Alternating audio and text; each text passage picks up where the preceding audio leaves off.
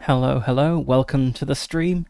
So, as I was getting started setting my stuff up, it occurred to me just how nice it is that Traveller is a purely D6 based system. There's not a particularly profound thought, it just occurred to me as I have like all my dice that I need for my streams kind of out and just like piled up in here, so it's easy to get them. And I've tipped out this large pile of dice for Kerneth Alice and just picked out the D6s for Traveller. There's definitely something to be said for a system that is very easy to use. To um, use strange shaped things like a D12. Because I mostly play digitally.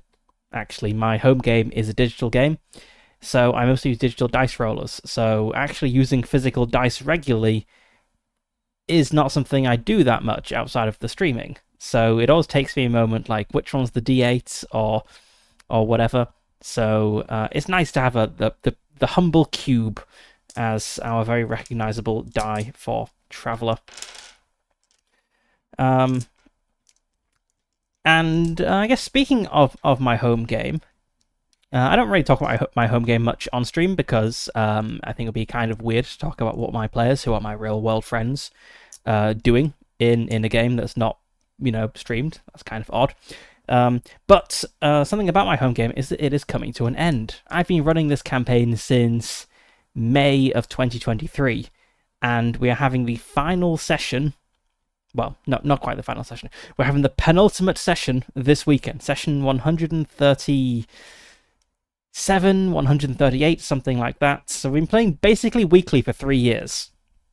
And the session coming up this weekend is the big final fight against the evil demon worshipping cult atop their underground demon pyramid.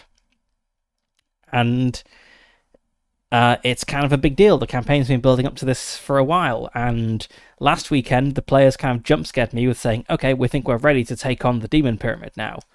When, I thought they'd end a session with saying that that's what they were ready to do, and I'd have a week to mentally prepare myself. But no, we just kind of began last weekend, and the fight will be concluding this weekend, and then we're going to have one final session next weekend to do some wrap up some final unfinished business. There's a dragon that one player wants to kill. There's a wizard that another player wants to kill. We're gonna get through these or die trying if they survive the demon pyramid fight this weekend, that is.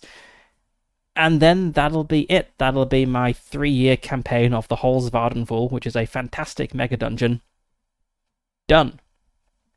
And so I've been thinking about what to do next. And I have a pretty strong idea for what's going to happen next. And I'm going to be weirdly coy about it and not say why. I don't really know why, but it feels like the right thing to do.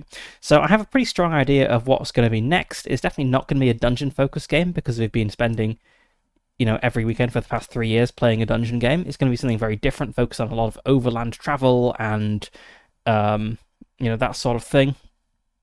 And I don't really know what system I want to run it with yet. So between finishing Ardenvul and starting the next thing, I'm going to run a bunch of one-shots. I'll probably just have 2 months of little 1 or 2 session adventures in a variety of systems to try things out. And what I'm thinking is I might stream some of my session prep for that. I didn't stream my campaign prep because, again, I think it's kind of weird to talk about what my real life friends are doing in our personal home game on stream, to have it immortalized forever on YouTube and viewed by strangers who are totally disconnected to us. But when it's like a one shot or something, any prep I do is kind of generally useful to anyone who's interested in that one shot. So I think I might do that, and then when I'm ready to kind of begin preparing for the campaign, I think I'll probably stream some of my campaign prep, and then you can see some of the things that I'm thinking of.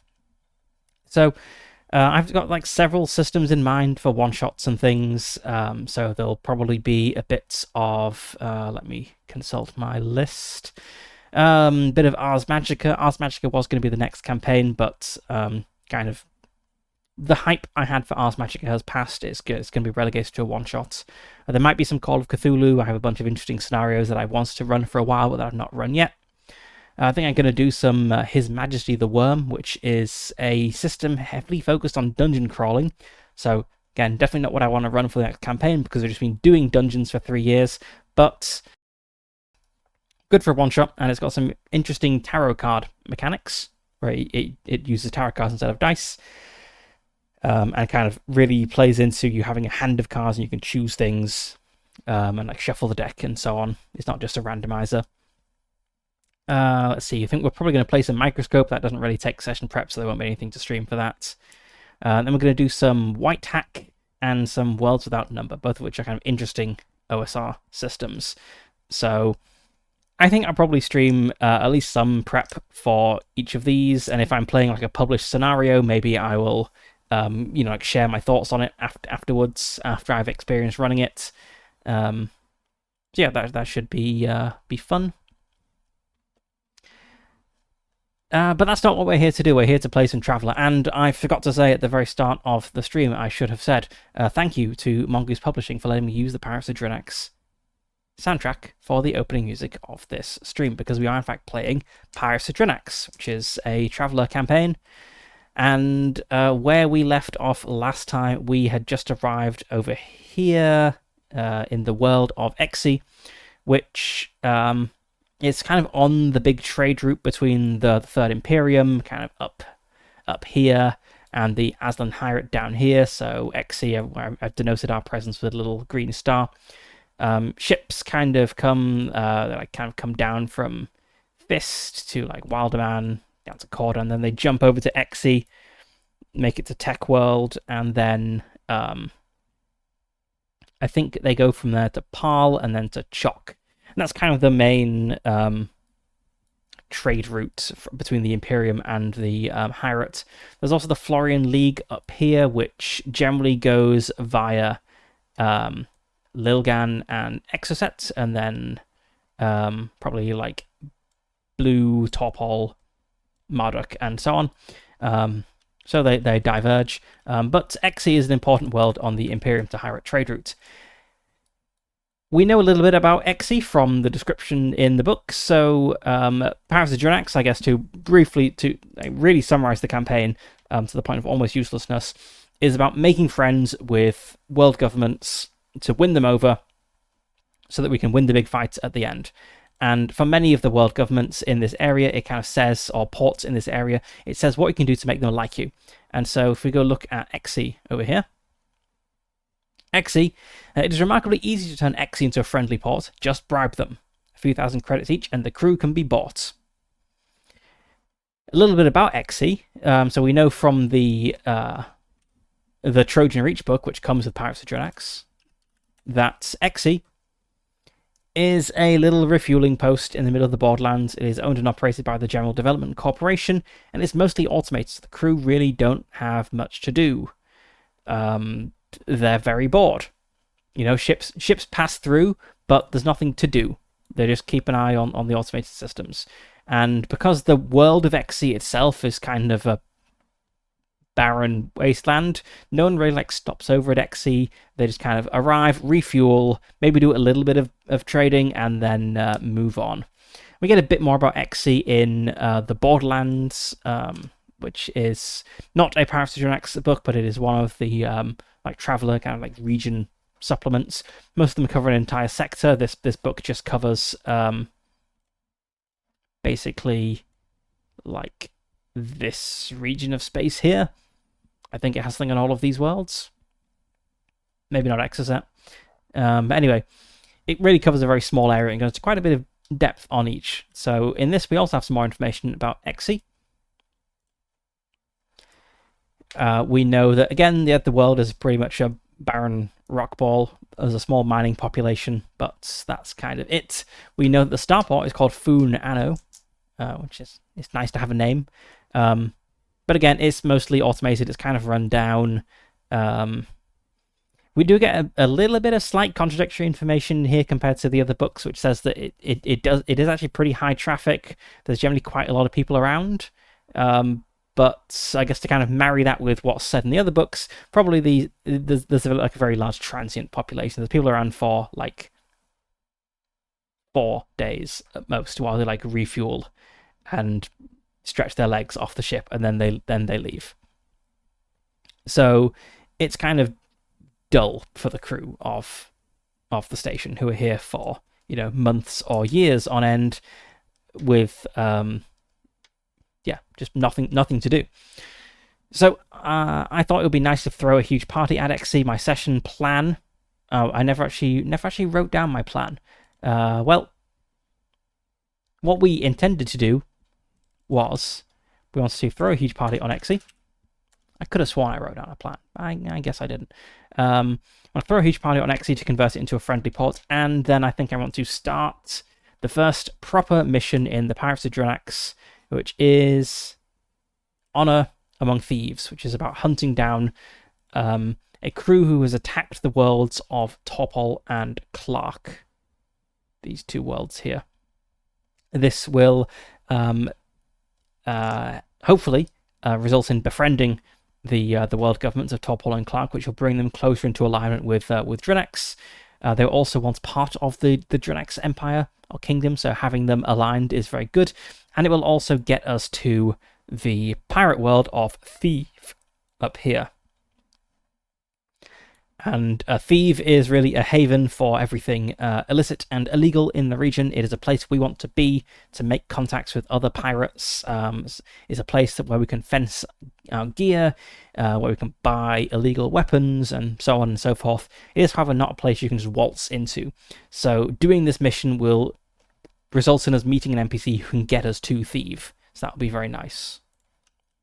But to begin that, we've got to be back on Drinax or in the vicinity of Drinax, and we're way over in XC right now.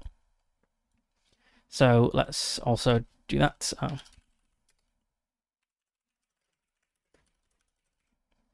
want to start Honor Amongst Thieves. So, having thought about throwing a big party on XC, I feel like probably, we have a fair bit of money. We could just bribe everyone, but I feel it's kind of weird. If you're working at a starport and someone docks there and just then gets off the ship, walks up to you and just hands you a big wad of cash, that's kind of suspicious. I think we need to be a little bit more natural than that. So I think what we want to do is we want to, let's see, do we have any cargo? Let's check our ship. I don't think we have any cargo.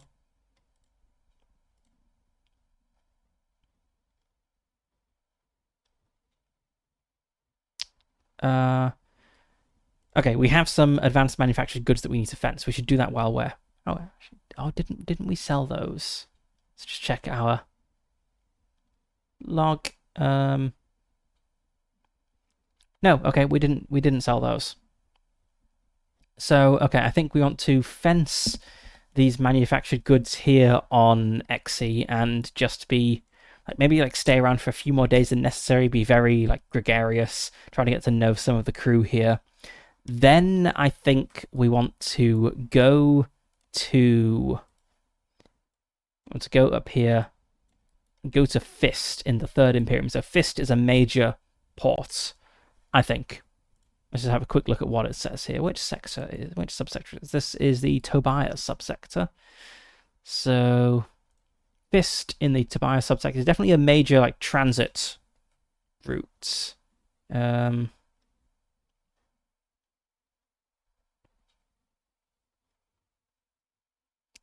sure it's a major trade hub as well, because it's the Imperium end of the trade route. So I think we want to go to Fist and buy expensive alcohol or something.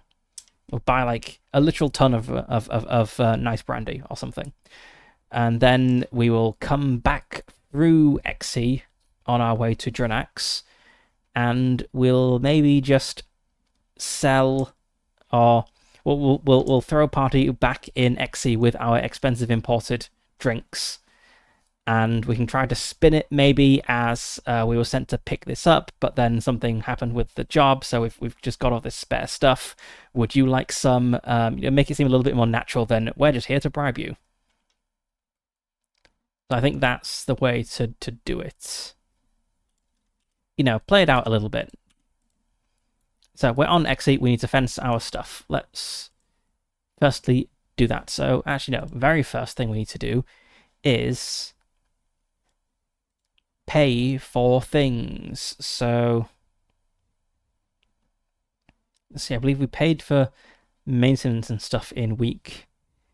yes, we paid for life support in week 21. And we last paid maintenance and stuff in week 20. It is now week 23. Okay, so I guess we should pay for life support, and we'll probably let's just hang around for a week here, so we get to week 24 and we'll pay all of our monthly costs, like our crew salaries and our ship maintenance and life support and so on and so forth. So I'll just note down all of these costs. Oh, my table. I didn't have everything in my table shown. We did sell the loot. Okay, right. So let's cross that off here. Right, so we berthed at XE, we've refueled, paid for our life support, fenced our loot, and I think let's just hang around for a few more days so the month rolls over and we'll pay our monthly costs. But for that, I think I want to try to like carouse who is like good with people. I think John is good with people. No, he's not. No, he doesn't have carouse. Master didn't have carouse either. Hmm.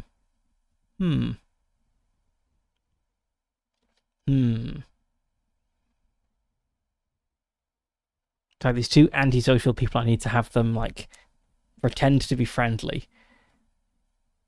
Let's see.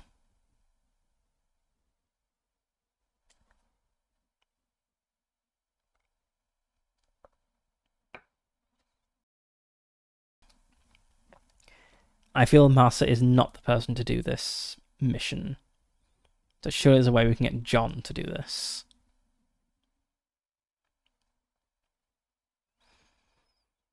I mean, he has Streetwise, which isn't... It's definitely not carousing, but it could be for, like... Could possibly help fit in with people here. He, like, knows how to act around such people.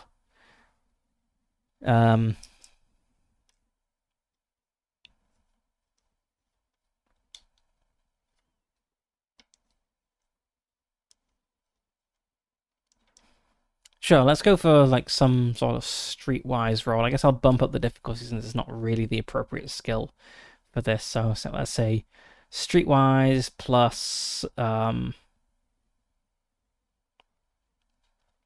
Master have streetwise actually?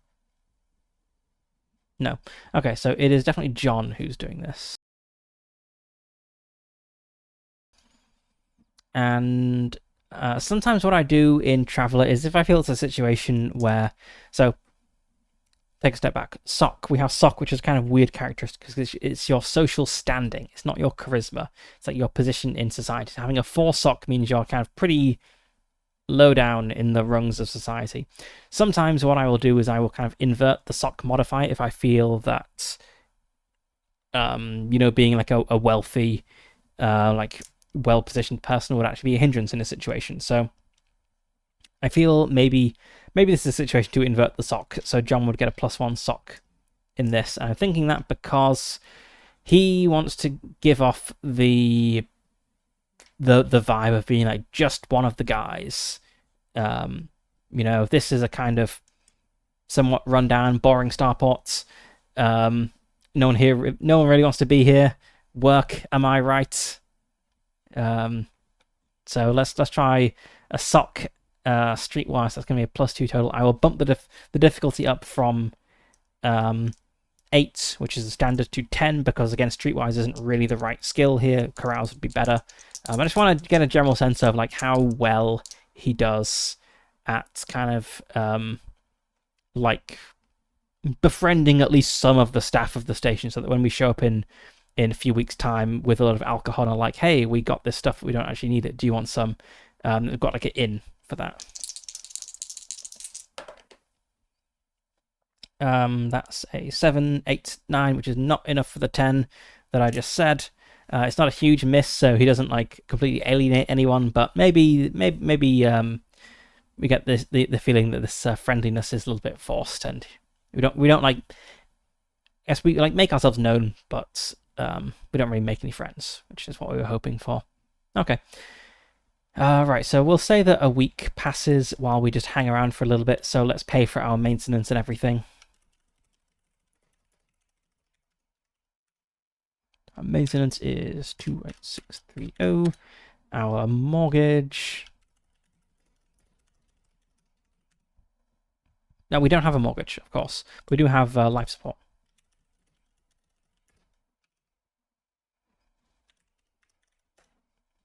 Nope.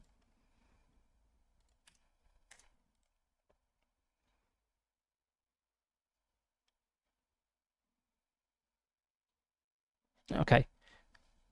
So we hang around for a week, trying to make some friends. Don't really succeed, but at least I guess people see our faces. And I would like to then leave XC and, as I said, go to Cordan and then to Wilderman and then Fist. We shall pick up some good stuff at Fist. Or maybe one of these worlds around here is good for this. Let's have a look at what is going on in Cordan.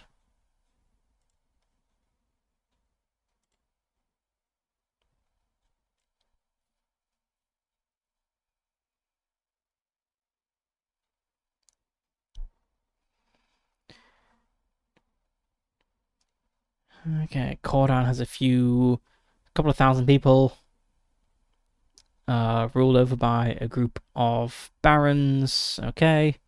What about the Starport? The Starport has a population of 20,000 people. That's quite a lot.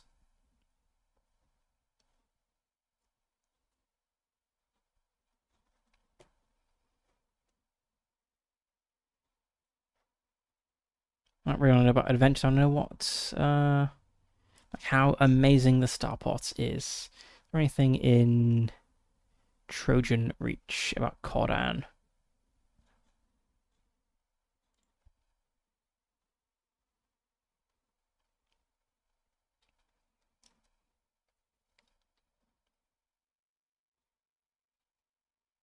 Not really much there. Is there anything about like winning them over as an ally? Kind of trying to get a sense of like whether Cordan is a good place to like buy trade goods, or whether we need to go all the way to Fist.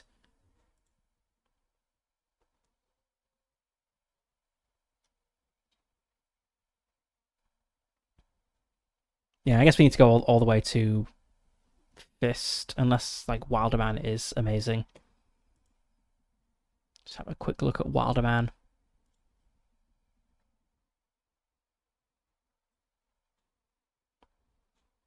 Wilderman's only real important as a trade port. That's promising. Space Kraken sightings. Oh, that's basically all we get about Wilderman. In here, Wilderman. Okay, cool. It's on the trade route, as we know.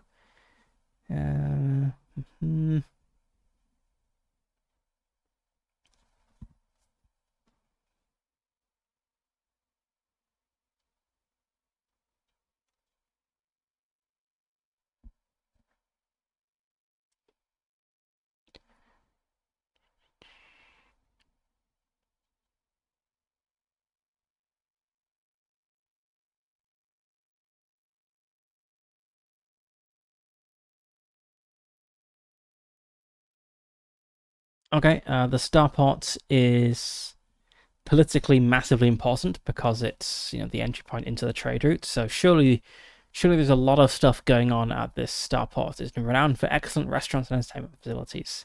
It's a military sector. Yeah, okay, I guess we can go to Wilderman. It sounds like there's a lot going on there. Should be able to pick up some stuff. So we don't need to go all the way to Fist, which is nice. Right, so we will undock from XC, fly out into space, and let's go for a space encounter. It's on page 146 of the core rulebook. So, modifiers. So we could possibly pirate someone while we're here, but I want to befriend XC, and I feel that it's better for making friends if the piracy we do happens elsewhere, because then our friends can maintain plausible deniability. They can dismiss anything they hear as terrible rumors, even if those rumors might seem very plausible. Okay, so we're in the space near an orbital starport. I suppose not really high traffic space.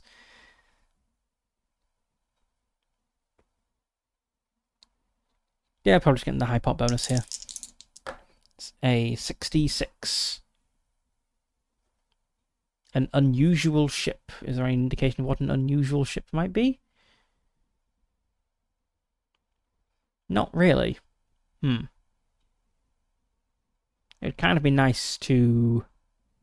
if there was a little table of unusual ships to roll upon. Unusual ship.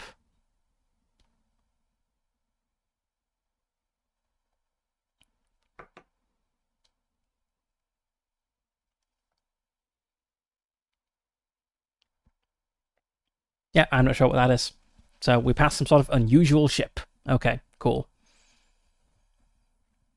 And we jump to Cordan. So that's going to be a week. Let's start tracking time in our session log.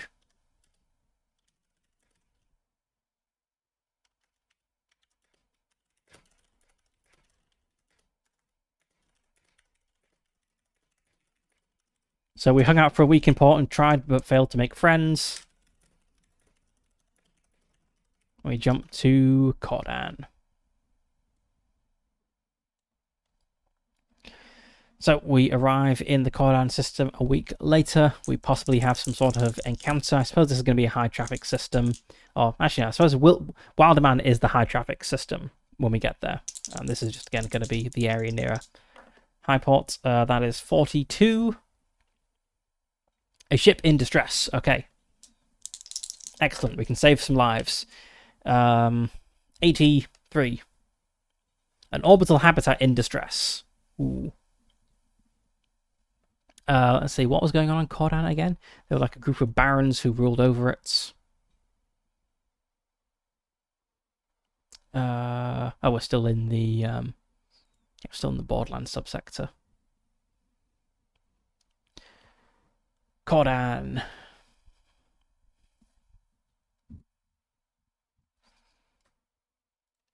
Let's see, Cordan. An orbital habitat. It was habitat, right? Yes, an orbital habitat in distress. That's a big deal.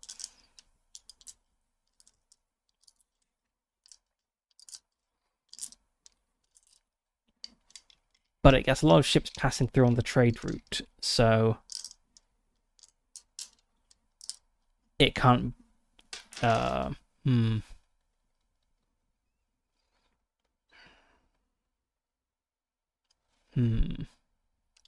Wondering what this could be. Maybe instead of an orbital habitat, it's like just a large ship or something, or like an orbital. They have like orbital construction or something.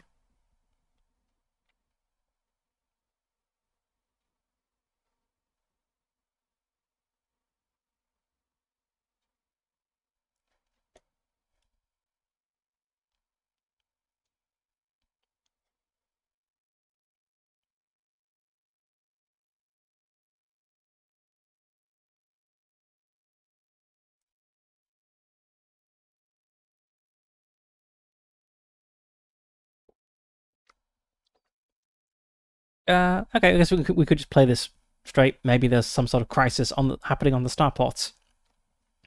So it says that the starport, this structure, Kamadan, is two orbital structures, kind of vaguely rectangular in shape, with protrusions and minor extensions all over their surface. One of them is a local traffic center. The other handles long-distance ships. I guess we're going to the like local traffic center because it says the like the long distance section is for like larger ships. It's more expensive, more luxurious. We're just going for the kind of cheap one. They're just making a small jump. So what could be going on there? Is there maybe like a ship on a collision course? Yeah, that sounds fun. There's a ship on a collision course with Kamadan 1, which is not responding to like messages from the starport.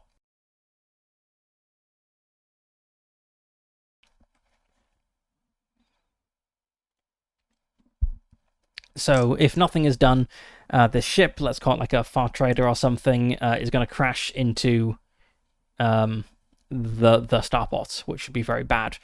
And let's just see, is this like malicious? So like 50-50, 1 to 3, it's malicious. Okay, 1, that means it's definitely malicious. Maybe it's like a pirate. A pirate has demanded demanded money from Cordan. They've turned him down, and as revenge, he has like got a spare ship that he's just like launched at the starport. Maybe one captured on like a prior raid, and it was just like held out in the out system, and just kind of like pointed it at the starport, accelerated it, and there's no one actually on board the ship. It's just going. In fact, isn't there an adventure? Do I have an adventure related to this? Let's have a quick look. It's like a dagger at Ifate or something. I think that's an adventure I'm thinking of. Have a look at my Traveller PDFs. I might not actually have this adventure. Just have a look. It's not going to be a Great Rift adventure.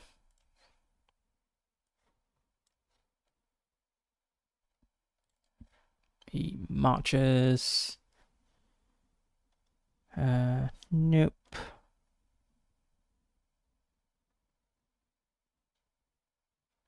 Yeah, I don't think I own it. But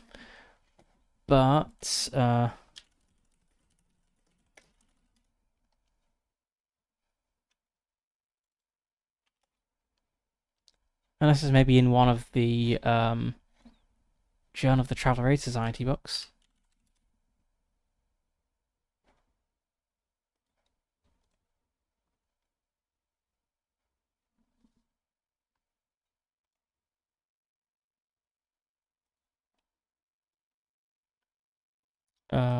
Yes, it's in the Journal of the Travel Aid Society, Volume 4. Let's find that. I have that somewhere.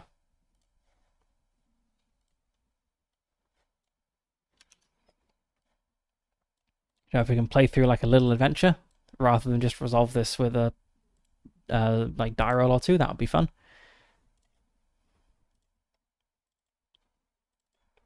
Here we go. Journal of the Travel Aid Society, Volume 4.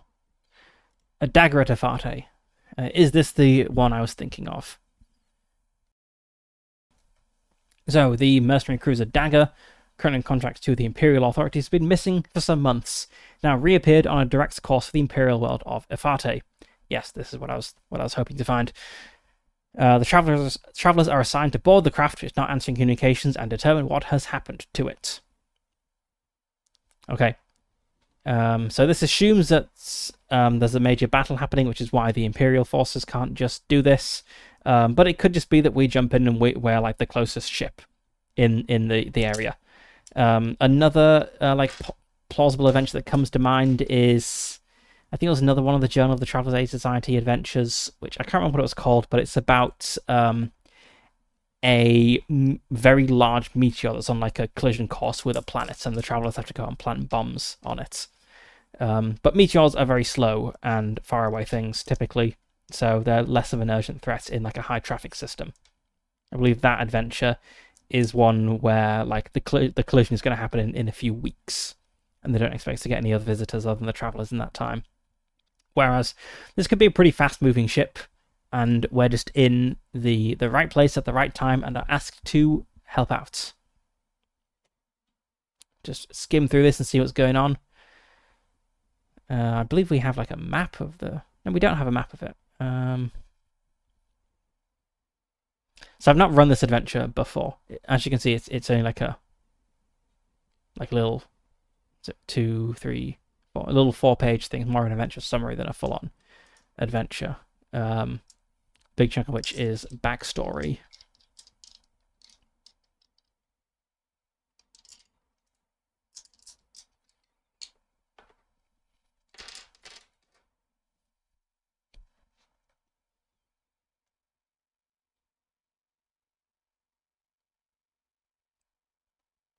Right, so we need to dock with the ship, which is very difficult. There's a potential bit of like space dungeon crawl to actually move through the ship.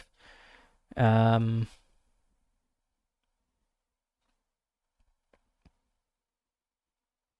then we get to the bridge and discover that the ship is kind of locked in an pre-programmed course. It's going to hit the starport, I suppose, in this case. And there's also a concealed nuke inside the ship.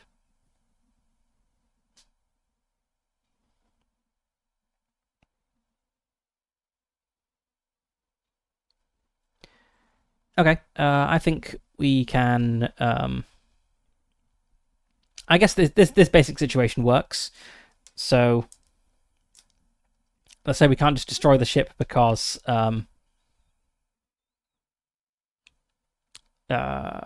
let's say it's got so it's still got like the failsafe nuke on it, which will detonate if a large ship gets close to it. Nobody knows about that up front. Let's say it's also got like a missile turret, which is locked on to the starport, so they don't just want to like risk shooting it because it might like launch a missile as like a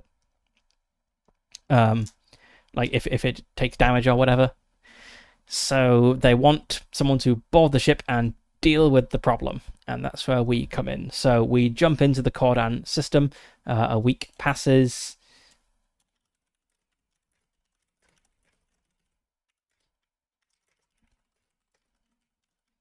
And we're gonna play out a dagger at Afate. I guess there's no point doing like this the whole like space dungeon crawl thing through the ship because, well, I suppose the characters don't know that it's empty. Where is the mercenary cruiser ship?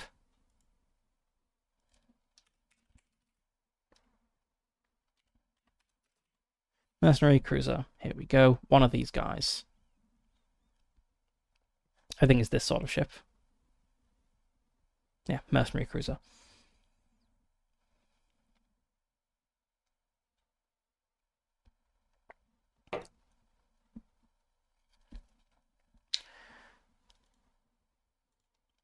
Okay, we jump into the Cordan system, and by incredible coincidence, we emerge out of jump space relatively near a mercenary cruiser. I say relatively near, but this is space terms, so that's still. Let's see how far away are things in space. Where's my space? Space combat section, I think. So we emerge in like within medium range of this thing, so like 10,000 kilometers away ish, and we're contacted by the starport, like the port authority, like a high urgency message, and are asked if we can assist with an urgent problem. That urgent problem is this mercenary cruiser we have appeared next to. Appears to be locked onto the starport and is heading there on a collision course, and attempts to contact it have failed. They can see, I suppose, because there's nothing in the way, that its missile turrets are open and are pointing at the starports. And they believe this is related to a threat made by the good pirate name generator.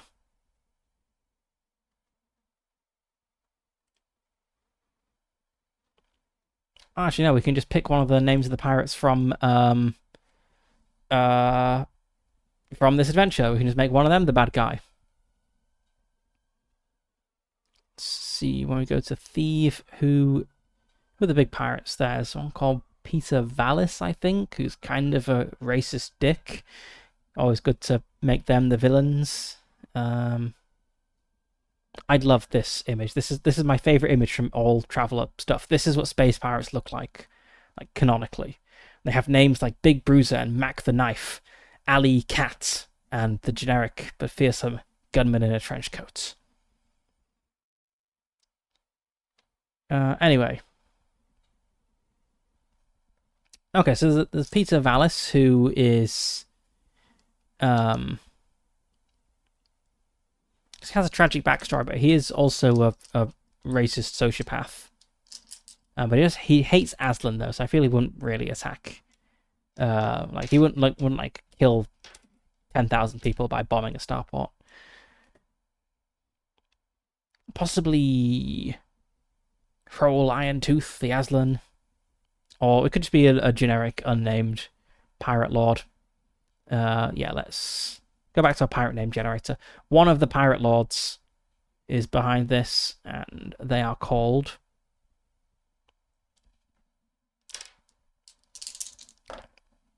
55 Fat Florian. Okay. Fat Florian, fearsome and well-known pirate in the region. Let's note this down.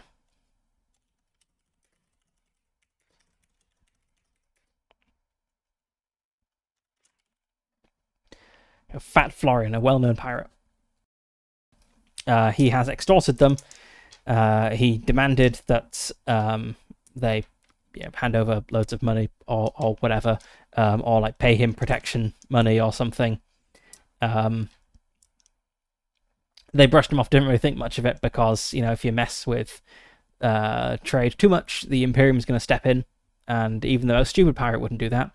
And now this unresponsive mercenary cruiser with missile ports open has appeared and is heading on a collision course towards the starport. So since we're the closest, could you please try to contact this ship and do something, and please hurry. And they do have system defense boats. We're not the only ship who can help, but we're the closest. Right, so I think we need to get close, and we're in what did I say? Like medium range. So how quickly do we move through range bands? So I don't think we need initiative, because the ship we're trying to reach is just on autopilot. So it costs 5 thrust to move up to short range. So also let's see how fast is the mercenary cruiser actually. Thrust 3, so we're significantly faster than the mercenary cruiser. Okay, so we change course towards the mercenary cruiser and start to go. We should scan it, see what's going on. Believe John is the electronics person. Yep, he's good at electronics sensors, electronics comms, and our ship gives some bonus to that as well. Yes, it has a +2 modifier to comms checks, and it has a neural activity sensor. So if we succeed on this roll, we'll be able to determine there is nothing living on board the ship, which is useful. So electronics comms thing is going to be, I think it's edu electronics comms. That's going to be a +3, +5 because it's a good ship.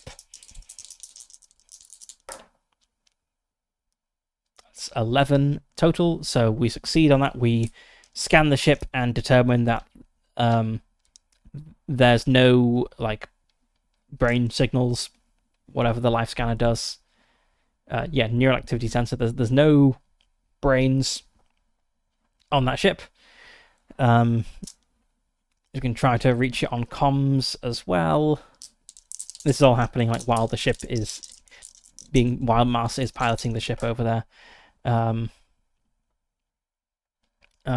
think it also said you can maybe discover that there's a large bomb on it.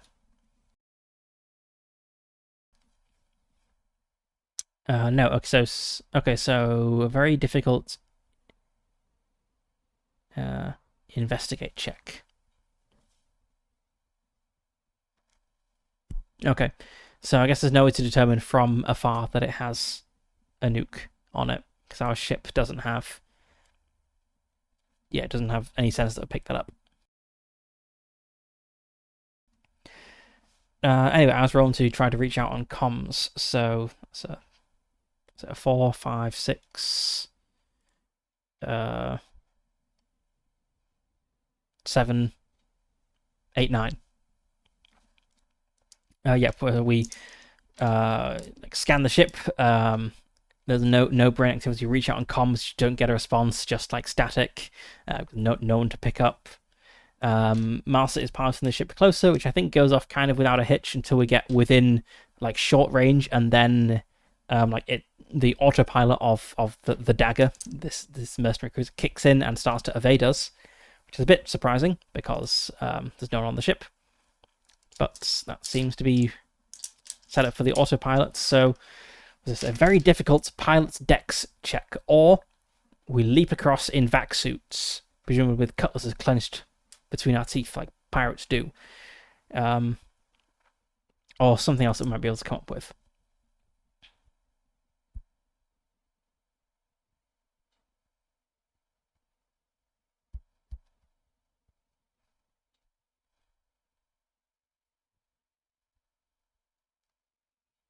I'm just wondering why I don't shoot it.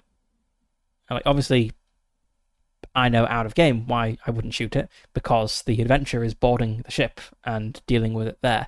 Just shooting it eliminates that. Yeah, I guess it's the missile turrets. Maybe the Port Authority warned us to be careful because it seems to have its missile turrets open and locked on, so don't do anything that would antagonize the ship. So sure, that's a good enough reason to dock, I think. So this is going to be a very difficult pilot dex check. I think we're good at being a pilot. So we have +1 to dex and +2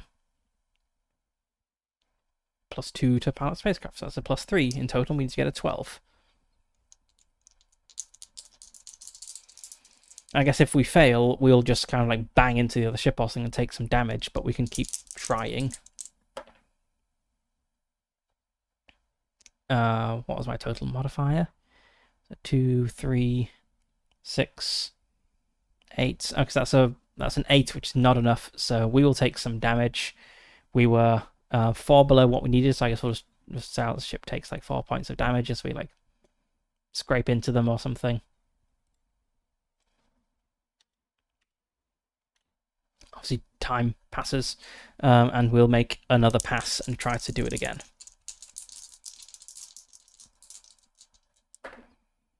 That was even worse.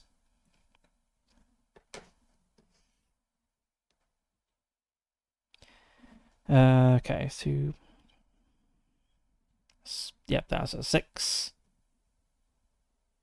So we're going to take 6 points of damage,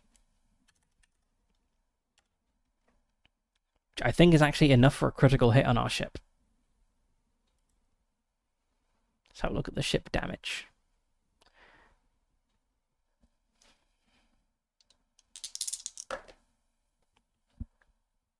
So hit to the hull.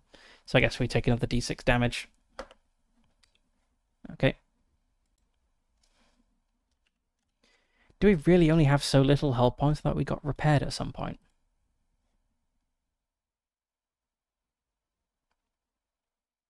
Yeah, we did have some repairs at some point.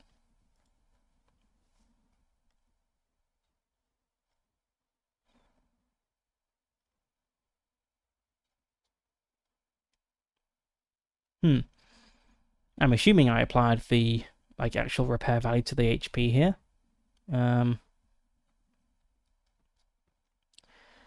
Let's see, is there anything I can do to try to dock? I feel like one more docking pass, maybe, but then after that it's probably shooting because we failed to dock twice. Maybe we can like get a sensor lock on them and use that to like predict their movements.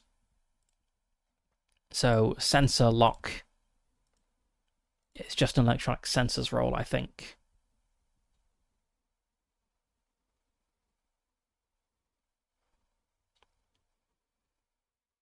Yeah, and I think we get a bonus for this. Not really, it's electronics warfare. So we're just going to get our +2 to sensors, I think.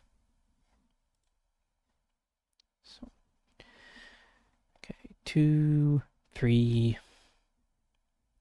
4. +4, try to get a sensor lock. Okay, we get a sensor lock, which I'll just say just gives us a bonus die on our next piloting check.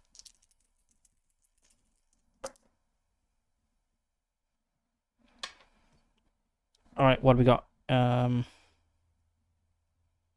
That's a success.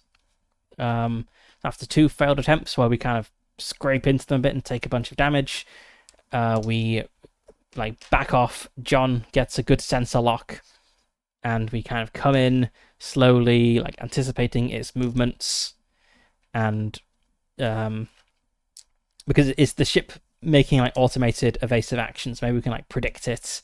Now that we've got this sensor lock, and we're able to dock a big clunking noise in the side of the mercenary cruiser. Specifically, where is the external airlock?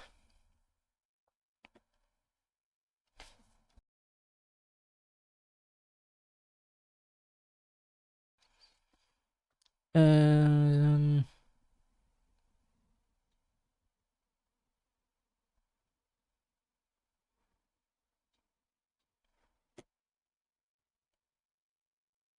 I'm not sure where the external airlock is, actually. Let's have a look. It's a big round ship.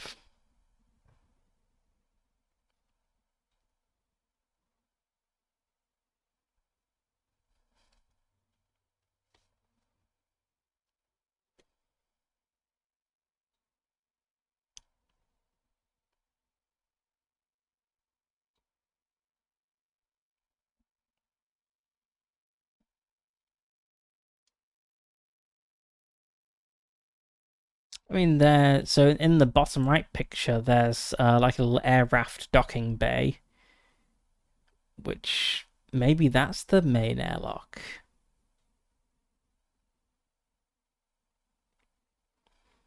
It's got this big like cargo space in the middle though, so surely there's something that opens directly into there. Oh, I don't know.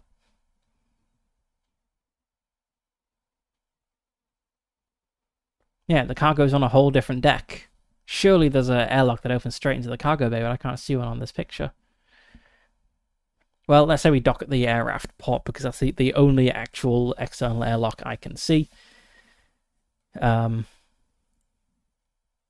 So we have docked. We need to break into the ship now, which I think is covered in Paris or Drinax, maybe.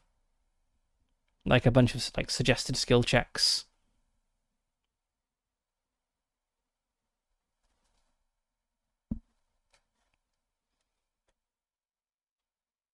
Board the targets. So we've managed to dock with it. We have troops ready to go. We don't have any breaching charges, but I believe we did pick up a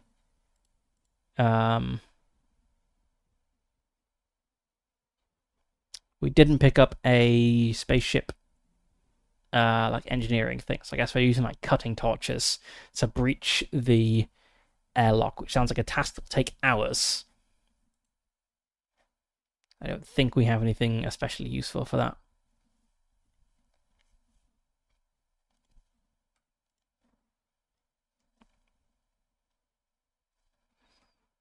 Yeah, we don't have anything especially useful for that, but it sounds like the sort of thing that our NPCs should be able to do because we've got Marines, we've got pirate Marines, and what are pirate Marines for if not boarding other ships?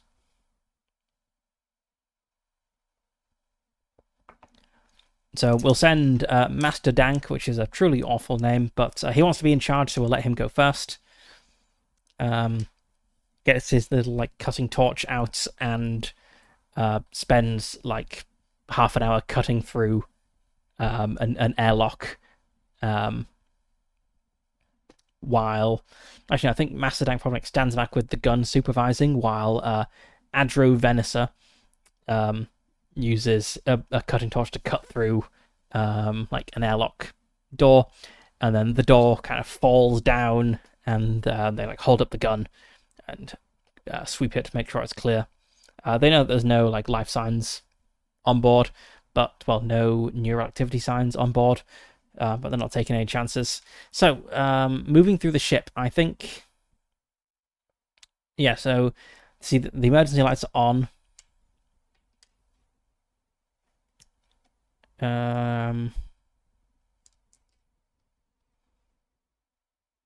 I guess they just want to like secure the ship first, make sure there's nothing that's gonna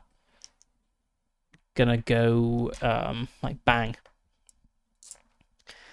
So I think I'll just roll for each of our Marines going on the ship. Let's just make like an investigate check for them, which they'll have a +1 at, because let's say, looking for threats on a ship, and they're reasonably competent. I've just dropped a die.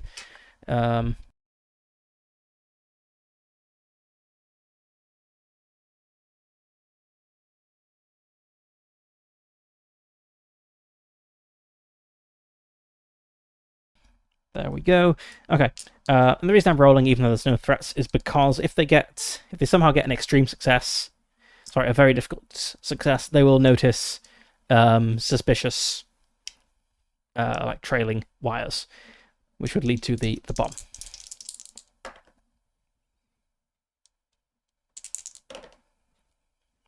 Nope. Okay. So they scout out the ship, determine there's no threats. In fact, there's nobody on board the ship at all. And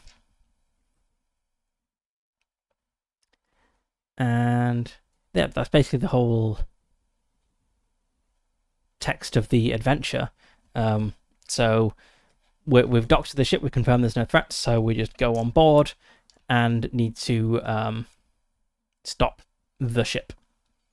So I think we get to the bridge and we can see, yeah, it's fully on autopilot.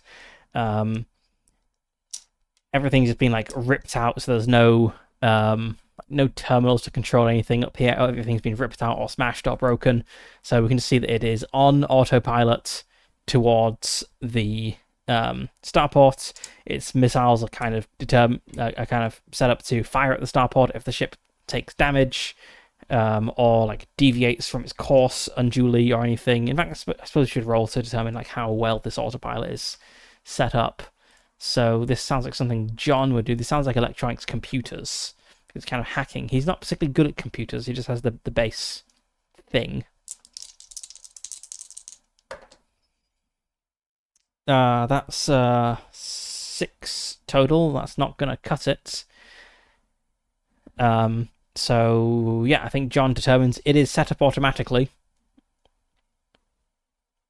And it looks like it has some failsafes built in.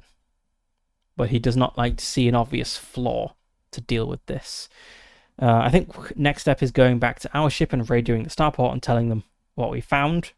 That it is on autopilot and is programmed to shoot at them if it does not crash into them.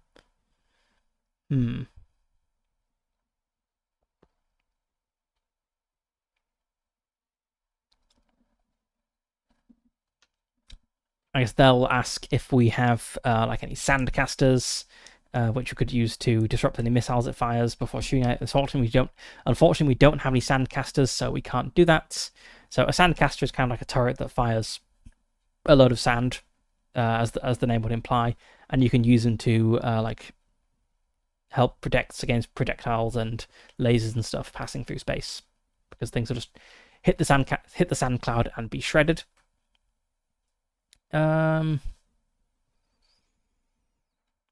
We could possibly try to like shut down the ship's power plant, which would kill the computer.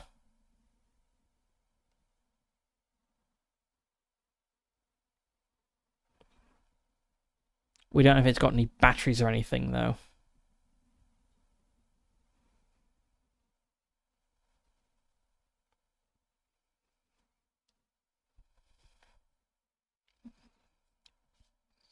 I feel that's probably our best bet at the moment. Try to shut off the power.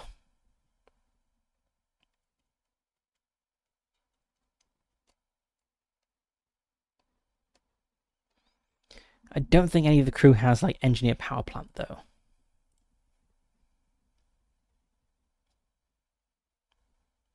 Yeah, no. So we'd be rolling with like the base like +0 from just having engineer. I guess it'd be like education engineer. So it'd be a +2 overall. So that's not bad.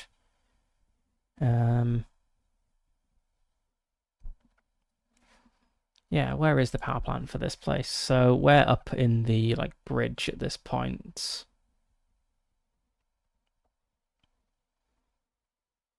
Looks like the power plant is like all the way down at the bottom. There's also like the drives. So you may try to like hack the drives. Like we could have the ship heading off like at an angle rather than going straight. It would be a navigational hazard, but it would pass out of the system. Like it would pass out of the flight path of traffic after a little while. So if so let's draw a picture. Let's say that we've got like the main world with the starport orbiting it here, and we have like this ship here kind of coming in. If we could like hack the drive so it's actually heading off like very slightly like that way, for instance, then every ship kind of in like this arc just needs to like clear out, but then this one will kind of just like drift off into space, and space is very big. There's definitely no problem at all with letting potential bombs just drift around. It'll be fine. It's not going to be a problem for our neighbors for years. Yeah, I like that idea. See if we can. So we need to pass through the drive deck on our way to the power plant, I think. So let's do that.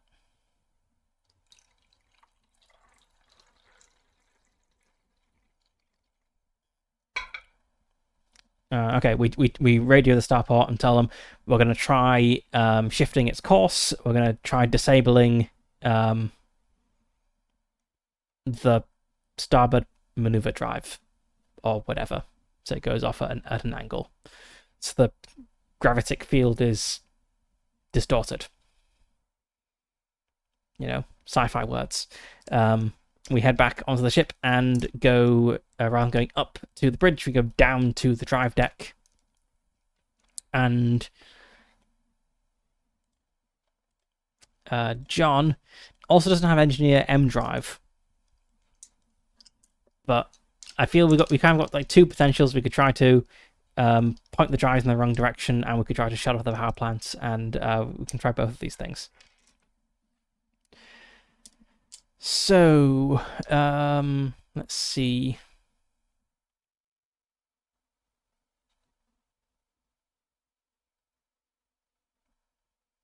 I was just wondering actually, would the drives be on, or would it just be like flying like a dead weight? But no, the drives have to be on because it took evasive action, and also because it's trying to hit a moving target. So we have the starport, but the starport itself is next to a planet. This is of course completely to scale, and the starport is like moving like around the planet, like let's say like this. The ship's got to change directions in order to keep on track. So the maneuver drive is definitely on. So if we can disable some of them, maybe we can make it go off at an angle. So I think this is going to be, actually, let's see, are there any suggestions for what does engineer M drive? What are the suggestions for this?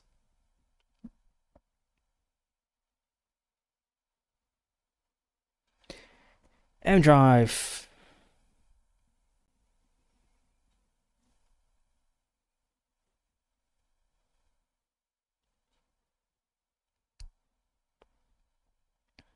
Okay, so I guess the closest thing would be overcharging a thruster plate to increase a ship's agility, which is a difficult check.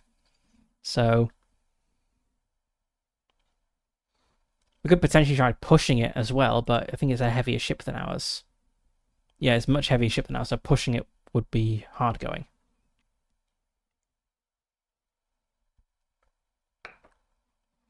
especially if it tries to resist the push.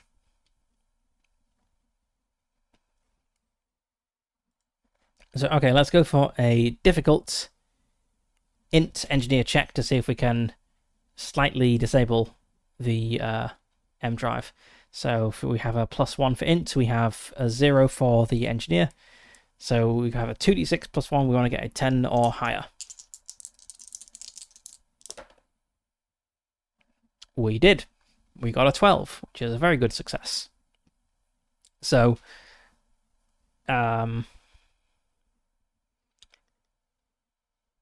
I do think I have to roll to see if the nuke on board the ship is going to react to this, though, because the nuke is the failsafe device. So, let's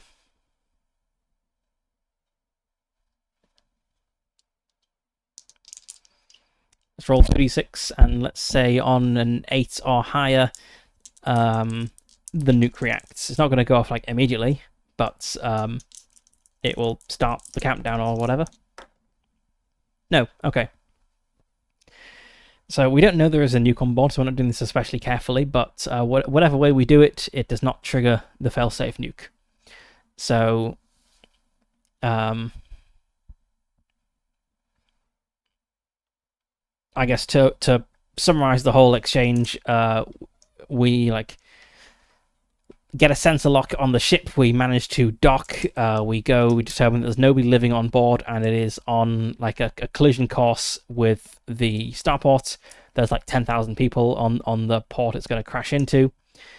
We're unable to like interface with the computer. It's been trashed too much, but we are able to like just climb down to engineering and disable some of the M drives so that it starts moving off at an angle. And I think it's enough of an angle that it's not going to hit, because that's what we got a good result on our roll. So that's problem kind of solved. Go back to our ship and fly into Cordan and be welcomed as heroes. Are we welcomed as heroes? What's the vibe on Cordan like?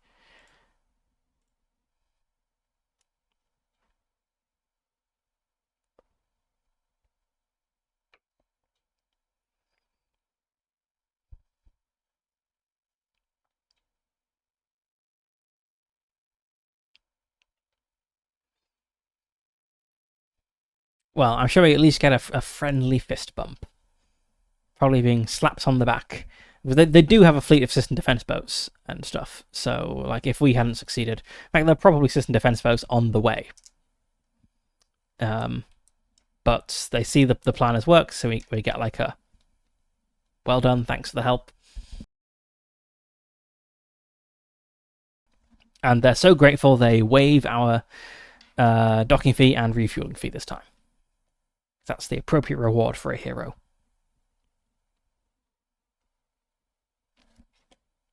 Actually, I feel this also nudges them along slightly. So let's see, Cordan. What law level is Cordan? 7. Which means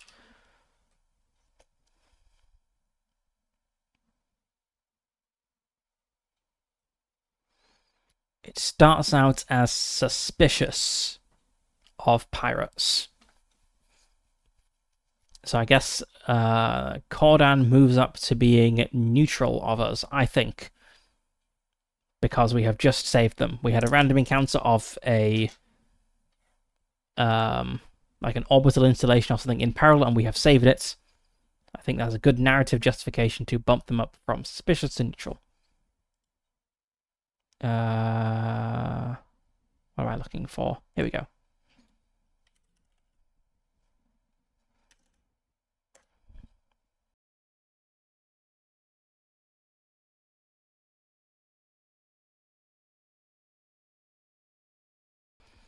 So they like us. Well, like is a strong word. They're neutral towards us. And yes, we get free berthing and refueling for this trip. This trip only. They will charge us on the way back. But we need to pay our life support for a week.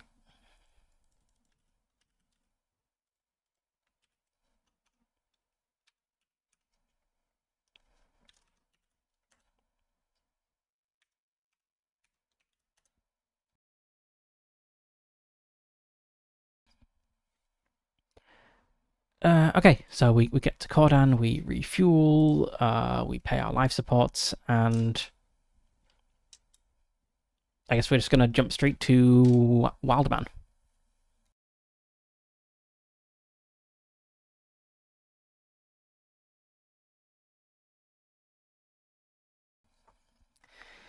So, yep, we jump there. That takes another week.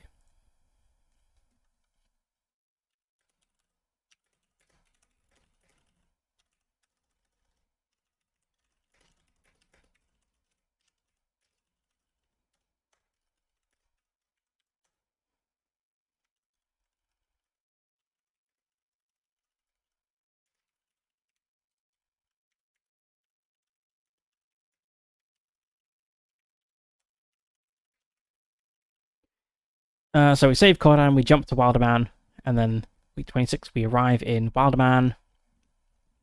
We need to pay another week's life support. We need to pay our berthing costs. To work out how much Wilderman will charge for us to be there. I believe it's a D6 times 500 for a B-class starport. Okay, 1,500 to berth there.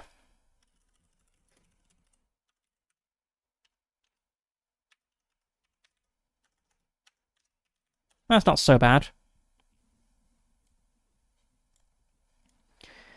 And now we just want to pick up... let's go look at the trade goods.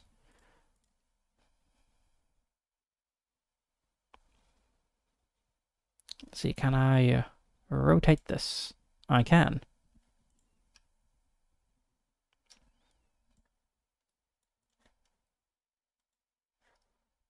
That's too big. Okay. What do we got that is good to throw a large party? Luxury consumables. There we go. What else we got? Oops.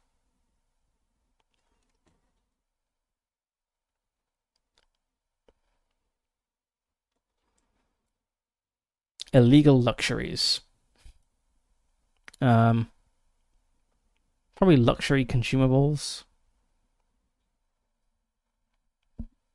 There's also legal drugs. See what's the most valuable, actually. Okay, luxury consumables are rare foods and fine liquors. I feel like that's what I want. And they're only 20,000 credits a ton. That's not very much, actually. Pharmaceuticals are 100,000 credits a ton, and luxury goods are 200,000 per ton. But I feel there's only so many luxury goods that a man needs, whereas, you know, like, there's only so many, like, super well-made, my mind is blanking on all luxury goods. There's only so many solid gold Hatsune Miku figures that a starport operator can have, really. But you can get through a lot of good food and drink in a few weeks. So I feel luxury consumables are the best option here. So let's bust out the speculative trade rules.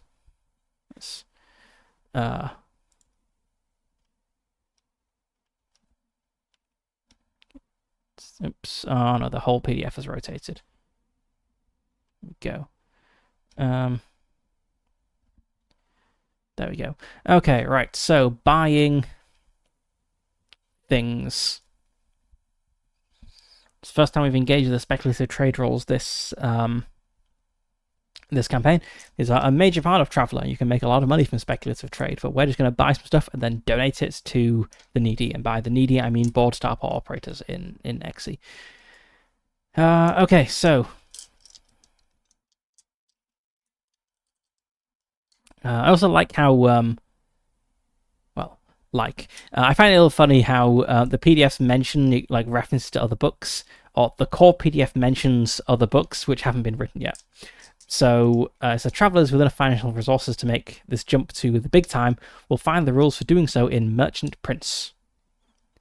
So I assume they were going to write at some point a Merchant Prince book for Mongoose Traveller 2e, because there is an old Merchant Prince book for like an older edition of Traveller, but there isn't one for the current edition.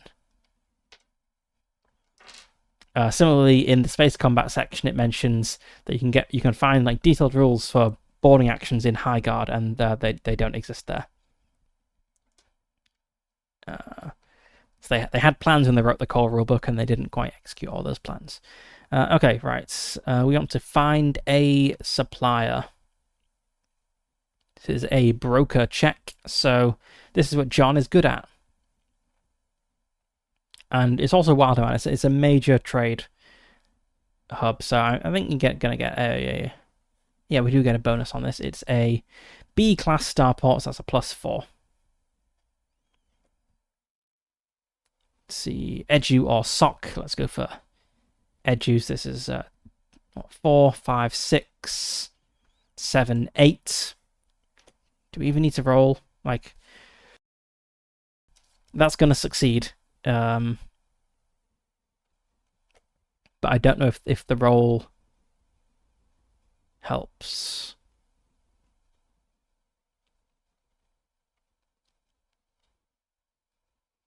Yeah, I don't think the roll really, like, rolling for this improves the quality of what we find or the purchase cost or anything. So we just find a supplier of luxury consumables. So thinking like alcohol, food,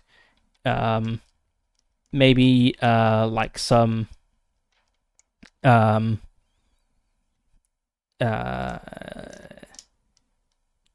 yeah, like some kind of like lightweight like party drugs, I guess. Like nothing that would like cross the line into like the pharmaceuticals, but there's got to be like other things that are like alcohol, but which are used in the far future. So, yep, something like that. So we find a supplier, and I'm just going to ignore the whole trade codes thing here because we're on a trade port. So it will have stuff. Okay, determine price. So roll 3d6 and add some modifiers.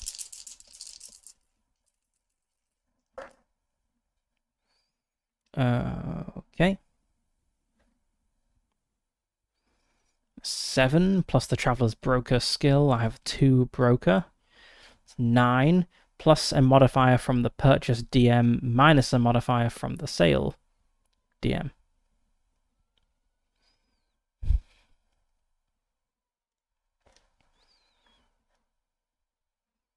So luxury goods. Okay. High population. Are we on a high population world? I don't think we are. Let's have a look. Wilderman. Wilderman's travel codes. Trade codes, rather.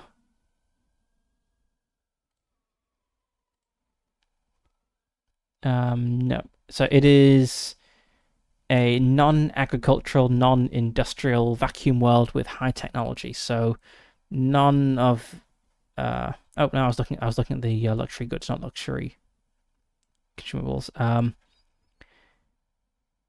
Okay, so high population applies. And what we subtract that, did it say?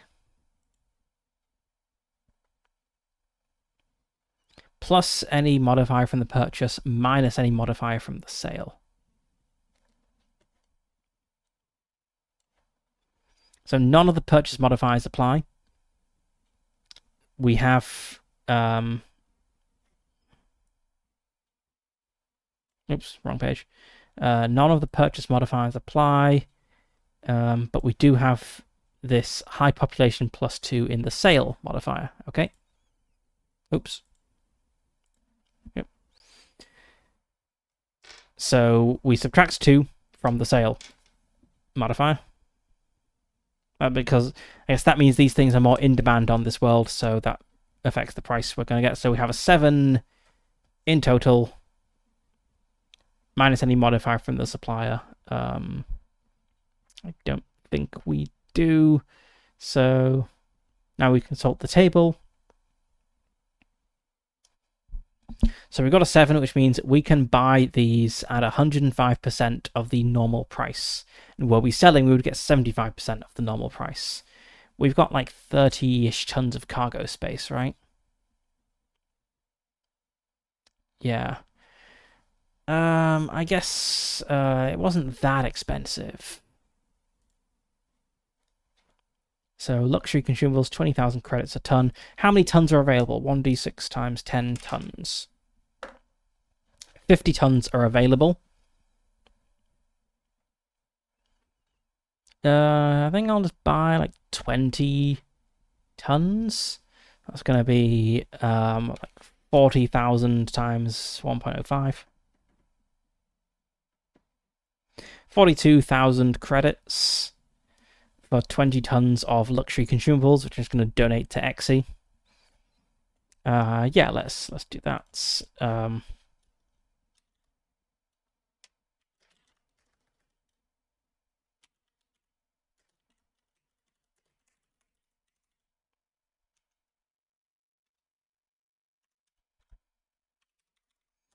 20 displacement tons of luxury consumables, and let's see, is there anything else that would be useful to pick up?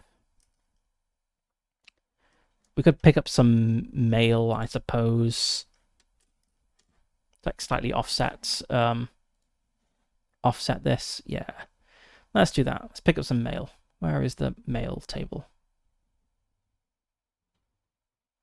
Here we go. Mail.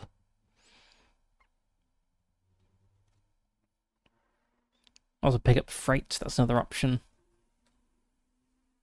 I think mail generally pays a little bit better. I think.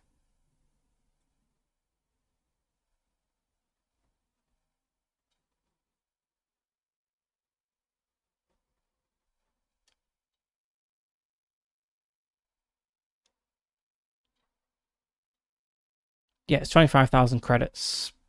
Well, it's 5,000 credits per ton.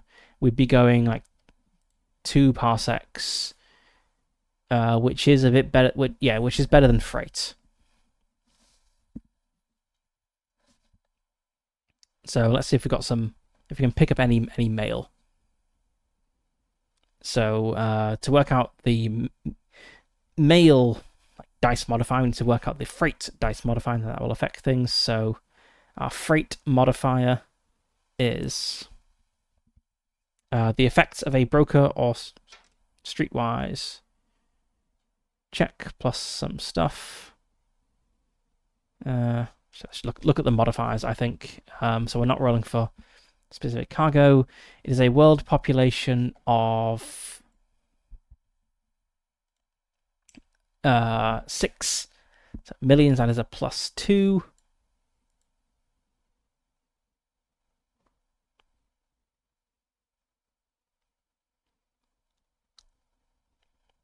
It's B class starports. That's a +3. Its tech level is 4. It's a -1. So yeah, we've got a modifier of 2 there. So for mail, that means we have a modifier of -1 +2 because we're armed, so there's a +1 plus our highest naval or scout rank. Marcel was in the Navy. That's a 3. So 4 total.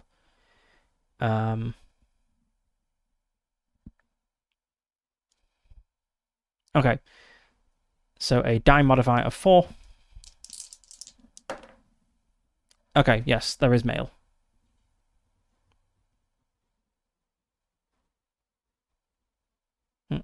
Mail containers take up 5 tons of space. 25 tons. We got those 1d6 containers. Okay, so there's 40 tons of mail. Not 40 tons. 20 tons of mail. Is that going to fit on our ship?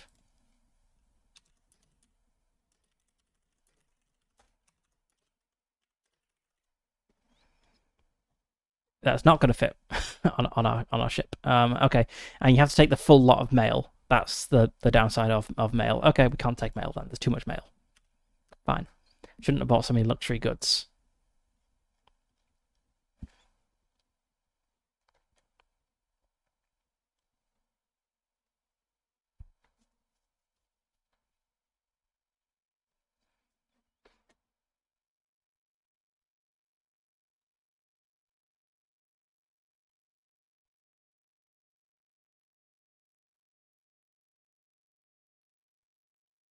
Honestly, it's not really worth it with freight. We'll be able to take like 10 tons, which would be 16,000 credits. I'm not going to roll loads of dice for 16,000 credits.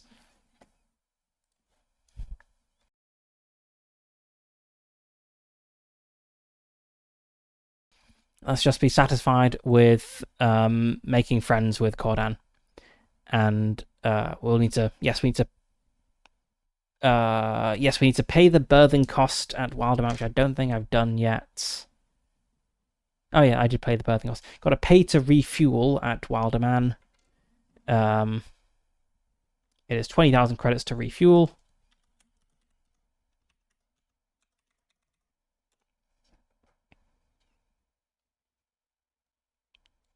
Bump that up there. Okay, now we're going to go fly off back to Cordan.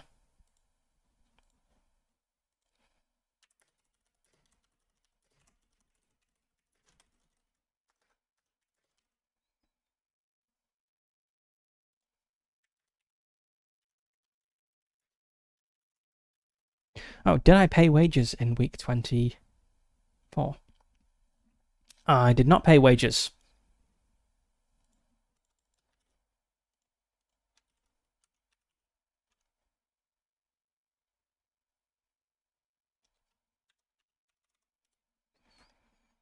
Money's starting to go down. We've only got 300,000 credits.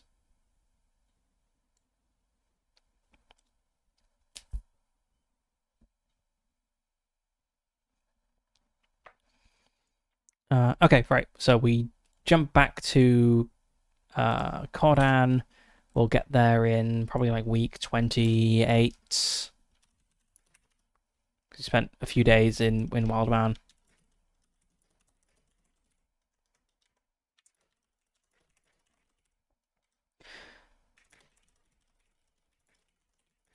So that's another like month. So we gotta pay loads of stuff again. Got maintenance and life support and wages. More life support. There'll be Cordan berthing. There'll be refueling. Okay, this is all week 28.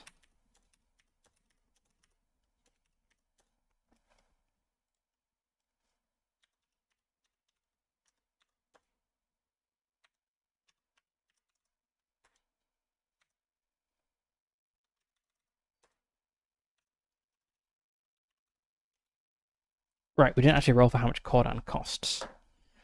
3, it's a class star pass, that's 3,000.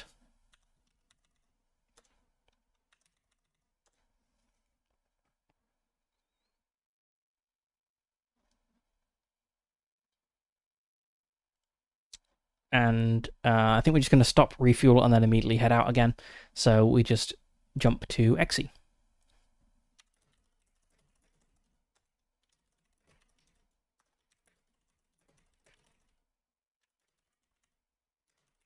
So we arrive in Exy. Let's pay for our berthing and week of life supports. Then we throw some sort of party.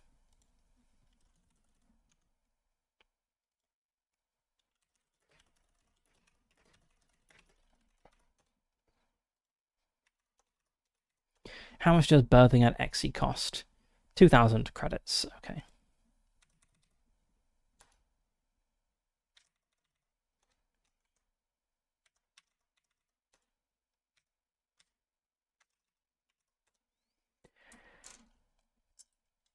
Man, we really blow through money traveling around. Who'd have thought operating a spaceship is expensive?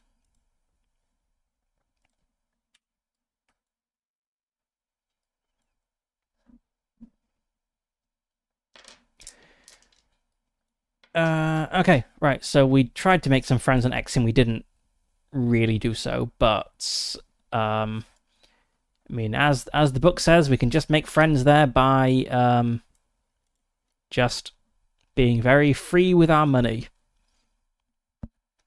and we are bribing them with 42,000 credits worth of luxury consumables. Okay, so we get back in XC, and ooh, is anyone good at deception?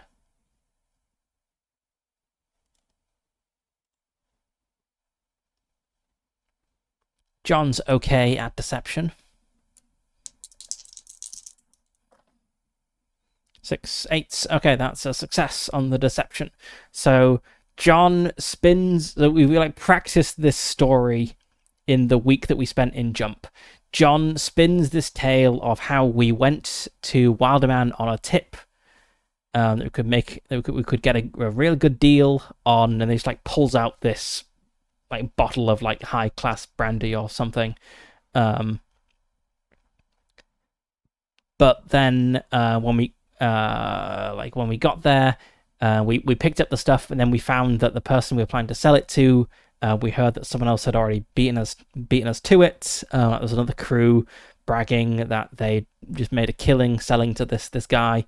Like we were planning to buy some luxury goods there, take them to a specific person, sell them, but we were late to the chase, and so we just ended up with like 20 tons of stuff that we don't really need. And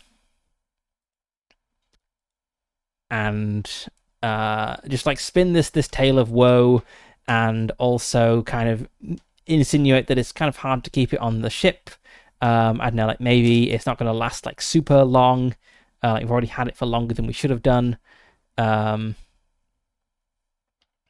Oh, woe was me! If only someone would help me take all of this like brandy and caviar off my hands. I have too much lobster for one man to eat. What can I possibly do? And so we make friends with them that way. So we do it. We turn Exit into a friendly port by passing through like once to show our faces and to like be known, and then come back with a load of luxury like alcohol and food and stuff, and spin this tale of how we need to get rid of this because we messed up on an opportunity. So I won't be like the butt of jokes for a week because people are like, these guys. But it's all part of a calculated plan. So XC is now a friendly port. So a friendly port means I really wish the Pirates of Drinax book had like bookmarks. I'm just gonna show you what the bookmarks look like. So this is a screenshot of the bookmarks, the PDF bookmarks in the Pirates of Drinax book. Like what is this? The first bookmark links to the cover page. Then we have a link to the table of contents. Then we just have a link to this page. This is the first go back link for some reason. We have a link to this page. That's the second go back. The DD link first one is here. The DD link second one is here. Like, and the final go back is here. I don't get it. I don't get these links. These are terrible PDF bookmarks. Anyway, I was looking for the stuff about ports, which I will note down the page number because the PDF bookmarks don't. Because so it's the beginning of the Pirate's Life for Me chapter. Okay, so a friendly port, which XE now is, and what other friendly ports do we have? Is that only friendly port actually? So XE, as a friendly port, we will get 25% of the value of our goods when we fence things there. So that is a 5 percentage point improvement of what we were getting. We have better chances of recruiting people. And there's a low chance of... They will not try to arrest us when we arrive. There's a low chance of spies, and a pretty good chance they'll protect us. Now, this whole thing, I think, only applies if they think that we're pirates. Right? Like, there'd be no reason for them to try arresting us if they didn't think we were pirates. But now they like us enough that even if they do hear rumors that we're pirates, I think unless we're like causing problems like literally in the XE system, they're probably going to look the other way. So I think I need to roll to see if any of the crew leave. Let's see. I don't know. There's not been a division of the spoils since. But I think our morale should have dropped by a little bit because we have had some time without a division of the spoils. When was the last division of the spoils? It's on week 23. Yes. Okay, so like a month has gone by with no division of the spoils. So let's knock the morale of our pirate crew down by 1.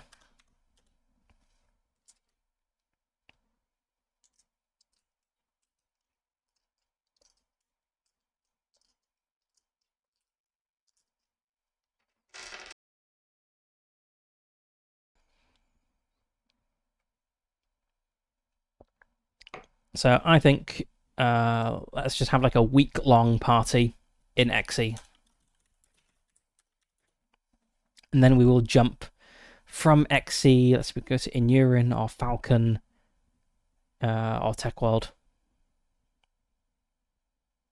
Or I think we want to go back to Drinax because that's where we'll get the hook for the Honor Among Thieves mission that I want to see if I can at least begin this stream. But I think we want to do some piracy on the way home. So let's look at our like random like prey encounter table and work out which system would be best to go to.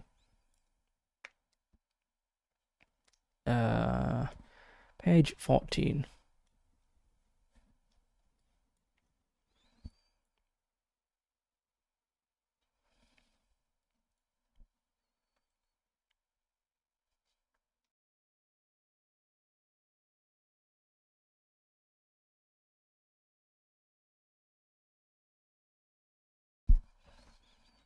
I think it's going to be Tech World or Falcon.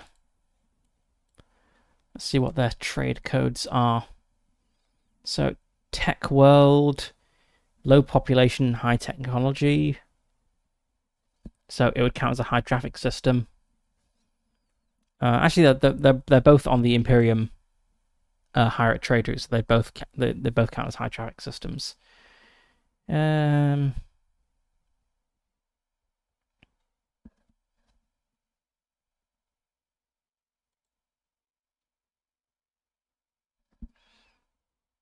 So Falcon has a law level of 8. So we might get this secure world penalty. It's not a penalty; it just affects the roll. And has the technology to protect travelers. Let's see what is going on at Falcon.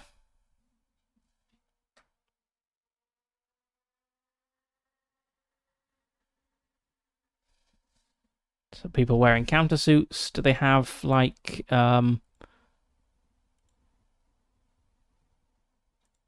have like a good set of system defense boats or something?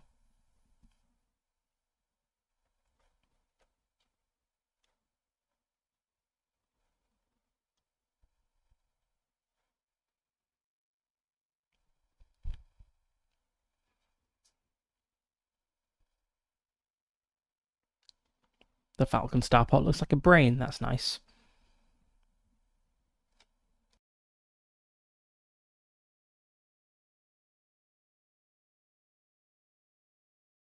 I think I want to make friends with Tech World if I can, so I'm going to go Pirate Falcon instead. So we will jump to Falcon. Ooh, actually, that means it would be an extra jump to get. I guess we could jump to Ergo and refuel the gas giant there, and then like to Parl. and refuel the gas giant, and then pawn, and then maybe when we're in, no, I think we need to get back to Drinax to be given the mission. Whereas if we could go to Tech World and then Hilfer, then Drinax. Yeah, there's one more jump if we on the way back if we go to Falcon, but there are gas giants we can.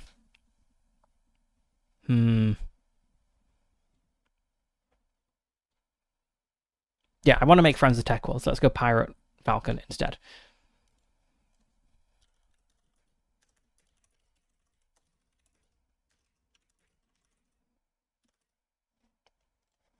So we jump to Falcon.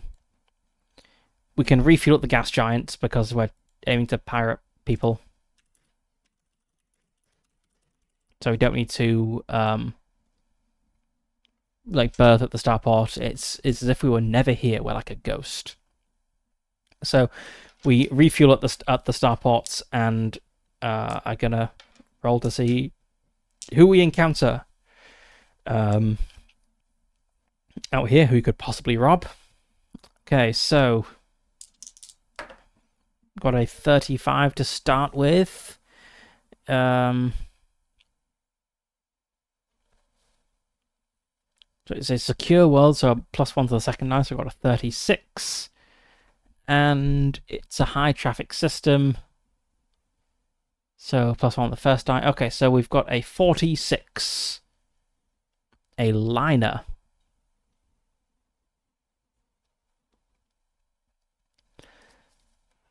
So maybe there's what sort of like astrographic features does Falcon have? Does it have like a nice it's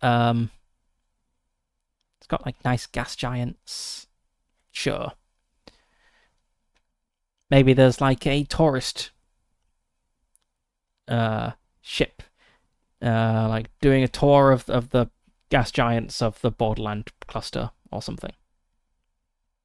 So a liner, passenger vessel, colony ship, troop transport, or tourist vessel. Such ships may have many valuable items carried by passengers, but the pirates will be outnumbered if they try to storm on board. Alright, so this is the sort of ship where you need to, like, I think fire some warning shots and get them to surrender. Because, yeah, attacking them, no one wants to be known as the pirate who like killed, who like breached the atmosphere of like a passenger cruiser and got like 100 people spaced. That makes everyone dislike you. So I think hang on, my stream died. What's going on with this? No, that still seems to be up. Okay,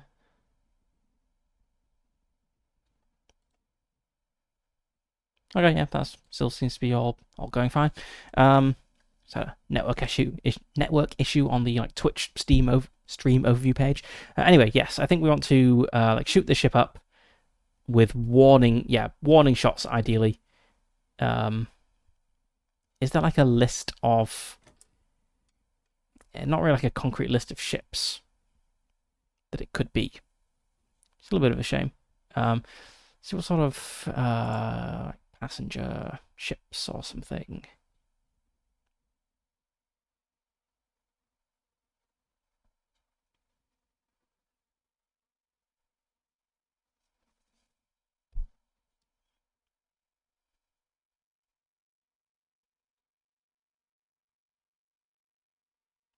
I feel like I need to get myself some like cool pirate ships, like tenders and whatnot. Queen Elizabeth class liner. The Queen Elizabeth class liners are built as flying hotels, typically leased out to governments, corporations, and excessively rich nobles. Capable of atmospheric landings, these liners can either function as conventional hotels on any flat surface for an attractive world, or float within range of spectacular stellar phenomena. That sounds kind of like what I was talking about, you know, doing a tour of the gas giants. Jump 3. Makes sense. Thrust 1. It's slow as balls. Perfect. Does it have weapons? It does not have weapons, but surely such a ship, if it's full of rich people, would have like an escort ship with it. So yeah, let's say it's got some sort of escort ship with it. Let's just skim through this list again and see what would make a suitable escort ship.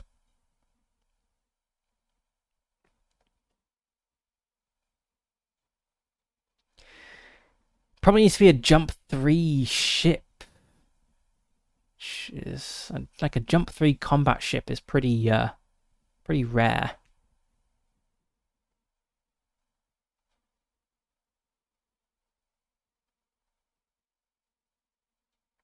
That's getting into like warship territory. Uh,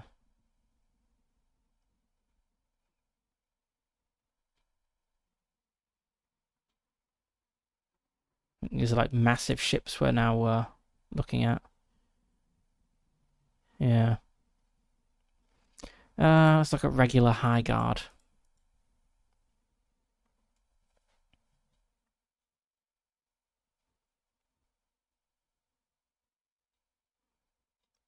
Like if there isn't any suitable escort ships, maybe it is just actually by itself, which seems a bit risky.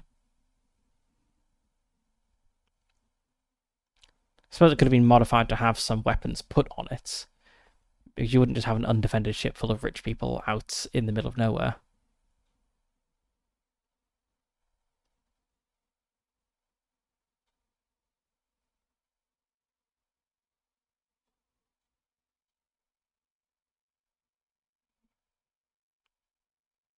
That's a very nice ship. Thrust 6, jump 5. 250 million credits. That's very nice.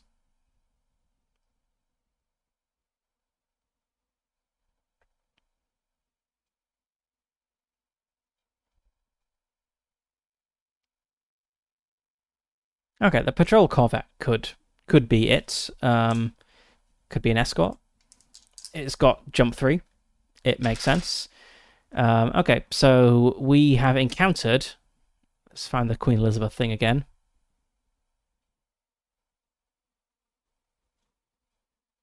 So we've encountered a Queen Elizabeth class liner, which is a 1,200 ton jump 3 ship that has space for. It's got 78 standard quality staterooms, 10 high quality staterooms, and 4 luxury staterooms. So it can hold a lot of passengers. Very expensive to run, full of rich people, and as an escort, it has a patrol corvette, maybe like an old, like ex-military vessel. These are commonly used as pirate hunters, but this one is doing duty as an escort ship.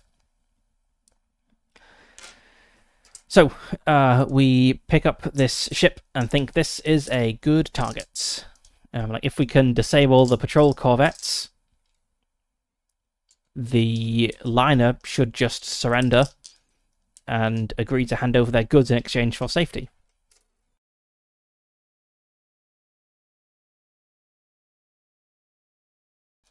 So let's have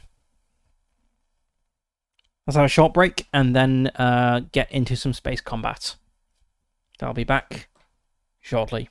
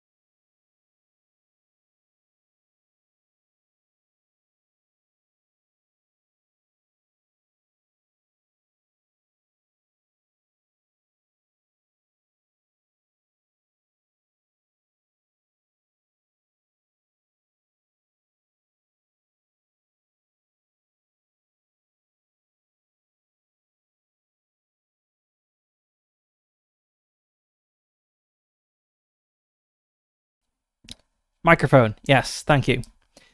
Um, okay. Anyway, I said nothing of importance. So we're getting into space combat. So I need to roll for the quirks. 36. The ship carries a 5-ton data drum containing mail. Okay, maybe I will steal that. And a complication. 32. Bad jump. The pirates have arrived well outside the travel parts of the system. That doesn't really... that's kind of irrelevant. It's not appropriate because we've been in the system for a few days after refueling. Let's see, what is 32 instead? No, that was 32. What about 23? Out of control. The quarry loses control of its attitude thrusters and starts spinning wildly. That also doesn't really seem appropriate unless I shoot the ship, but yeah, so we have two ships. We have this liner and the escort. I'm planning to just ignore the liner and take out the not take it out, disable the escort ship, and then like intimidate the liner into handing me over all their valuables.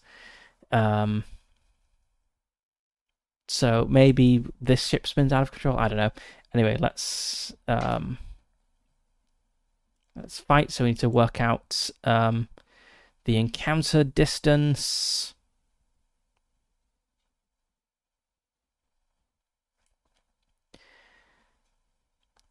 Okay, let's see.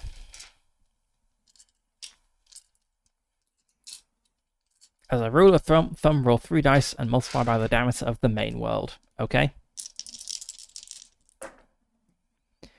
That's 7. And Falcon is a 8,000 kilometer diameter world. That'll be 56,000 kilometers, which is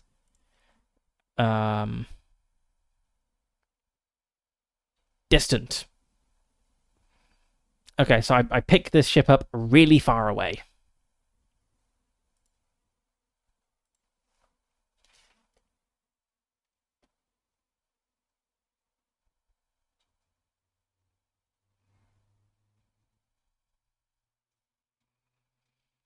So I think I need to close it very quickly before they can, jump away or something. Okay, so we've picked them up. Let's plot an intercept course, and I suppose the success of this intercept course is we will get to a much closer range before they detect us. Maybe we'll get to like I don't know, medium range or something. Or at least we can get into long range, I think.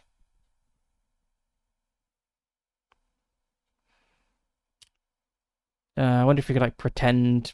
It says if a pirate successfully pretends to be an honest merchant, for example, could we pretend to get close? What deception would work here? So it's like a luxury passenger liner that's doing a tour of the systems.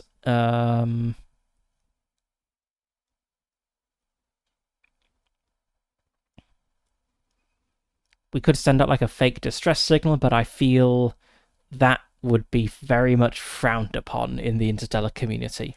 Like, everyone responds to distress signals, so if you get known as the guy who sends out fake distress signals to lure people into an attack, I feel that would trigger like a very hostile response. Not going to build up a reputation as like kind of like gentleman thieves, like sympathetic pirate in that case, so I can't do that.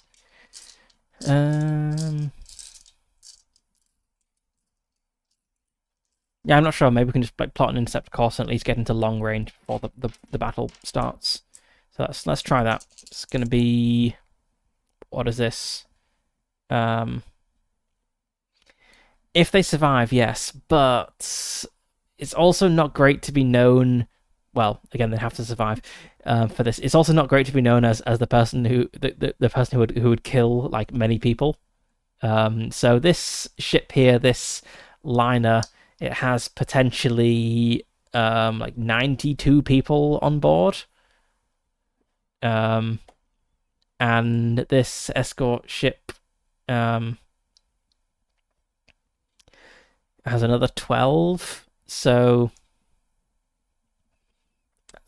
we need to kill like 104 people, which I don't think that would be thought of very well.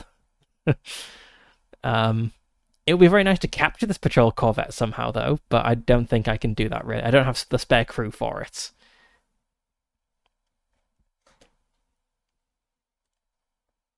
So yeah, let's just try plotting an intercept course, and I just want to beat up the patrol corvette and then demand the liner handover loot. That's not a good roll. For piloting 4, 5, 6. Yep, 6. Okay. We do not get a good like intercept course, so they still pick us up like when we're in what is it, like very long, like distant range rather. So they detect us before I can close in, and moving from distant range to very long range costs a lot of thrust.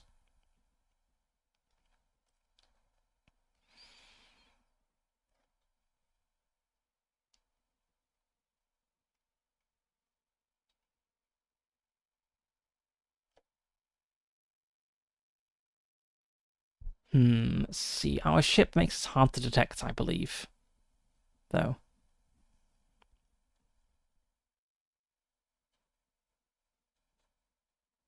Yes, a -6 to sensor checks to detect or lock onto our ship. -1 for every tech level higher we are. This is a tech level 12 ship, so it's actually a -9 to a sensor check to detect our ship. So,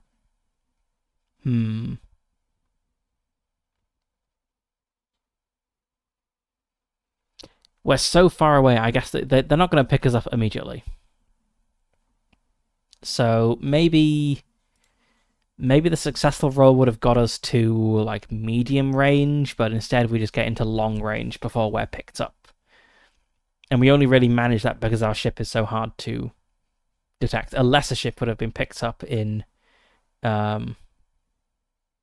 sorry, no, I guess we get into long range.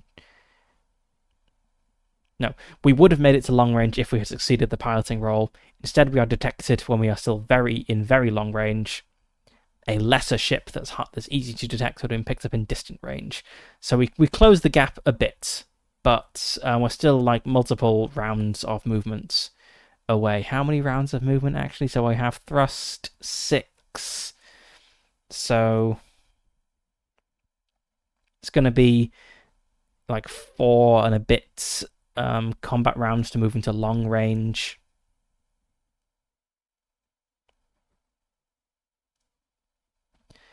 Then we need to move from long into medium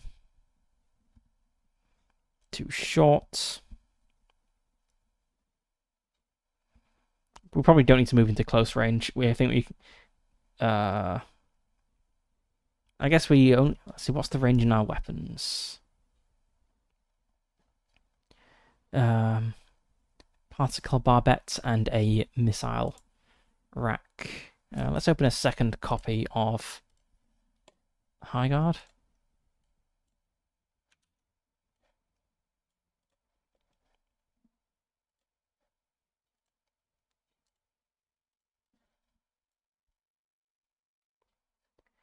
Weapons. Like, we just want to get into firing range and start blasting them from there. Okay, particle barbette can be fired from very long range, which we're in, so that's good. And we have a missile rack, which can be fired in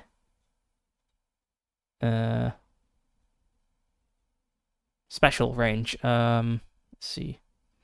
Ah, yes. Yes, missiles, you fire them and they can go very far, but they just take time to arrive. There are special rules for missiles because they travel at sub-light speeds, unlike all the other weapons.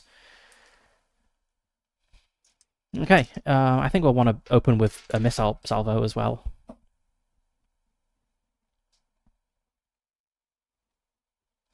I think I might have never actually read the missile rules like in detail before because they're much more complicated than every other sort of weapon.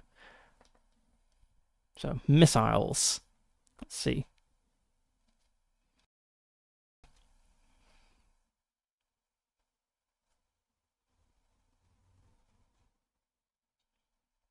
Guess we probably just have advanced missiles. They have thrust 15. So they're going to hit the enemy in 3 rounds.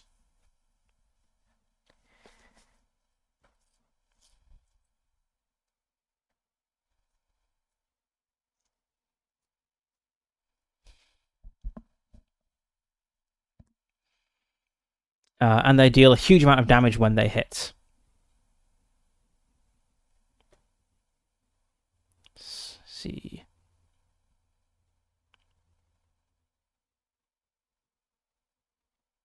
Feels a better explanation of the missile rules and the core space combat rules.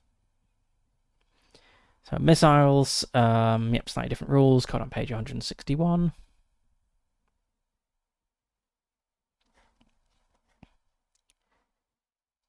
Yep, missiles take time. They are launched in salvos. I think we can only launch 1 missile per round because we only have 1 missile rack.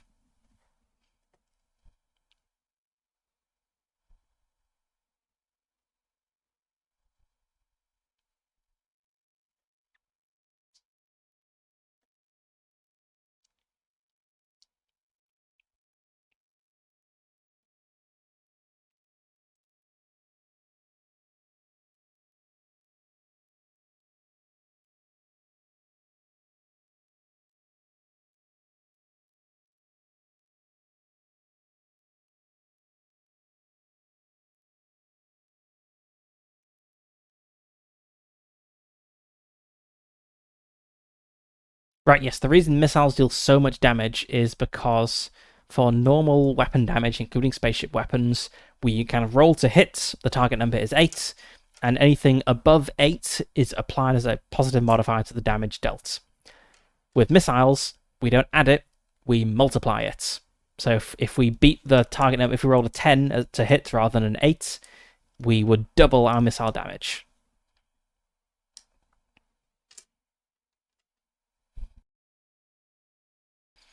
So missiles are slow but deal huge amounts of damage. It is a shame we can only fire 1 missile at once, though. But I suppose that's fine. And we can fire both of our missile turret and our particle barbettes in the same round. So, okay, let's get into space combat. So we will start with initiative. So 2d6 plus the pilot's skill. I have a 2 plus the ship's thrust score. That's 6. I have plus 8. I can make a tactics naval check. But honestly, there's a reasonable chance I would fail a tactics naval check. What is my tactics naval? It's a 1. Yeah, I don't think I'd really... I don't think it's really worth it. It's too risky. So I'm just going to roll 2d6 plus 2 plus 6. Okay. It's pretty good. Okay. So we have a 16 as our initiative, and the enemy Their ship has thrust 4. I've generally been treating NPC pilots as having a 2 in their skill. They have an 11, so we won the initiative roll, so we're going to go first. And first is maneuver. I think we want to like close the distance as quickly as we can. Actually, what weapons do they have?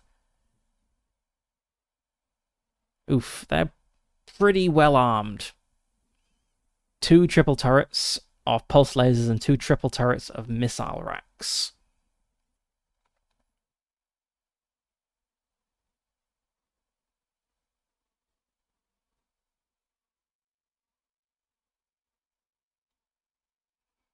I just picked the first like jump 3+ fighting ship I found, and it's a really tough one. Okay, well, I've made my bed, and now I will lie in it. There's going to be a lot of valuable loot on this liner, I suppose, though, if they can afford such a powerful escort ship. Okay, right. So I think we want to, yes, just close as... Or actually, do we want to use evasive action, maybe? Like, blast them from afar. I think I've got this PDF slightly zoomed in. There we go. Let's see, evasive action. Each point of unspent thrust will allow the ship to try to dodge 1 attack.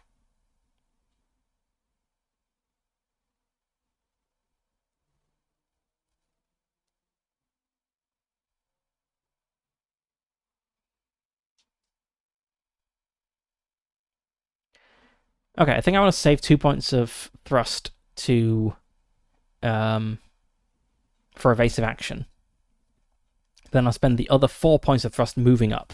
So let's start. Just put some. So we were 25 points of thrust away. We are now 21 points of thrust out of moving into long range. They, I think, will. Okay,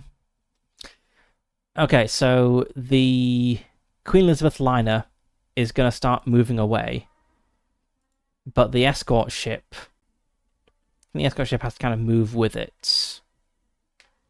So both spend 1 point of thrust moving back, but that means the escort ship has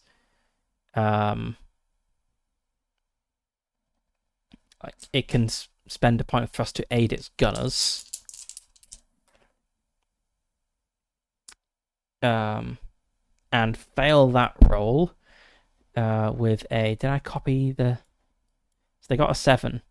So they actually given -1 to their attacks this round. That's nice. And then they have 2 points left for evasive action.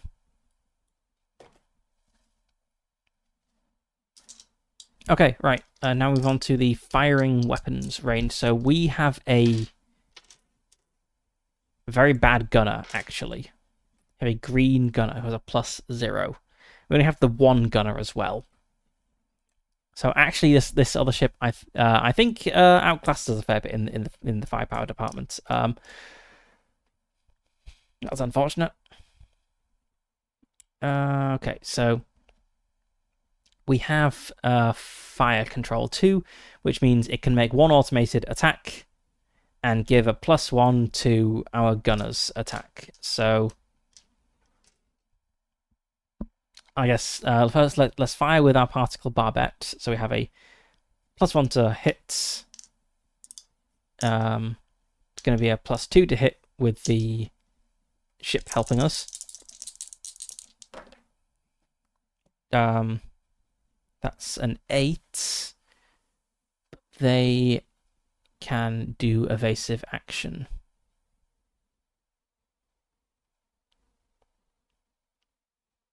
Okay, so they are able to dodge this first.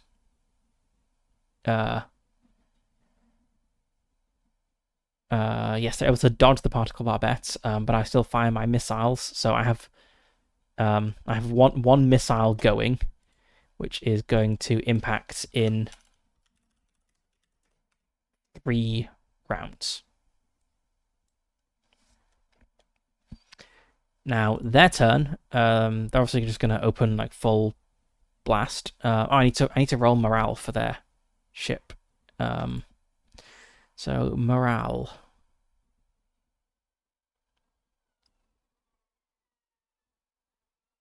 For an armed, I guess it's 1d6 plus 6. The appropriate one. 5. Okay. So they have 11 morale.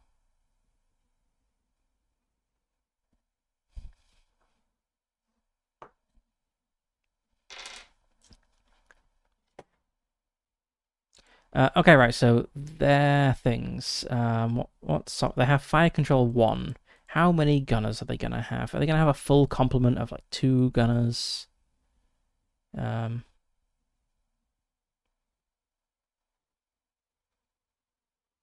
4 gunners. Oh, because they have 4 turrets.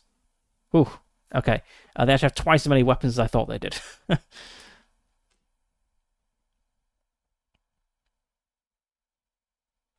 I guess they're just gonna fire everything.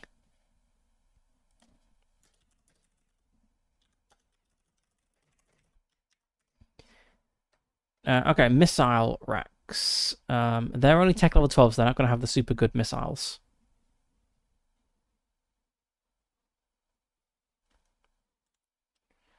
So if they're tech level 12, they must have probably standard missiles. Standard missiles, they have thrust 10, so they're going to hit me in 4 rounds.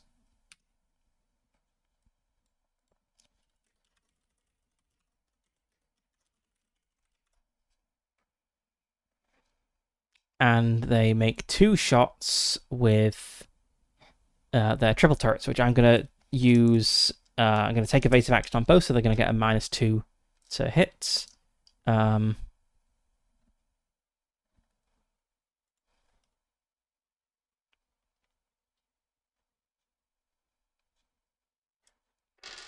Let's see, did I miss any modifiers in firing at them? Not really, I don't think.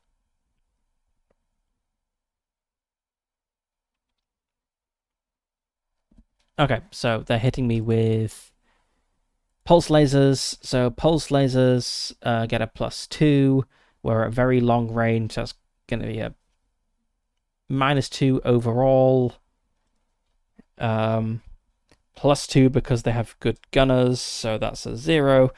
-2 because I'm taking evasive action. So there's a -2 and there's a -1 because the pilot failed to aid gunners, so they're rolling with a -3 overall on their pulse lasers. Okay, that's a miss. And that's a miss. Okay, we've all missed on our pulse lasers and we've all fired missiles.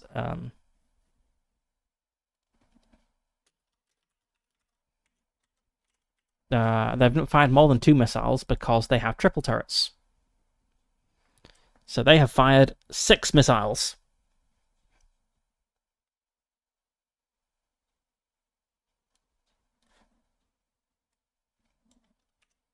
I have fired 1 missile. It doesn't say how much how many missiles they carry.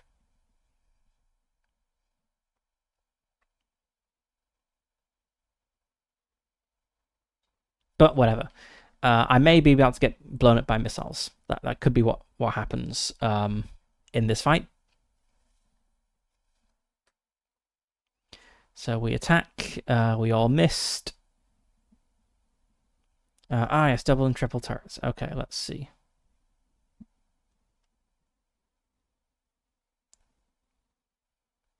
Okay, missiles are handled differently on double or triple turrets. Let's just have a look at that. Missiles.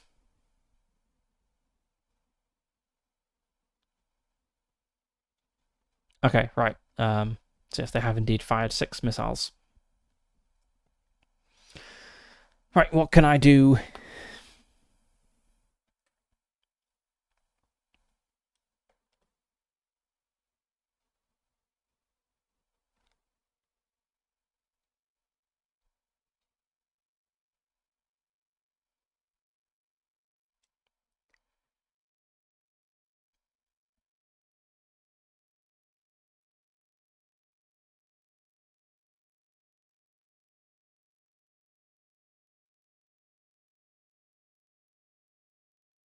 I suppose getting a sensor lock would help.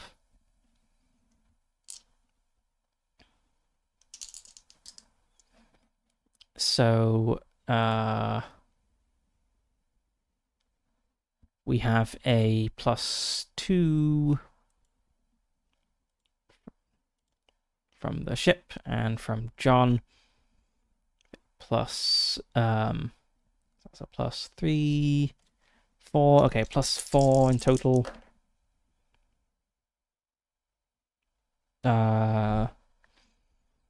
Okay, we get a sensor lock, which means attacks get a boon. I suppose they will try to immediately break this sensor lock.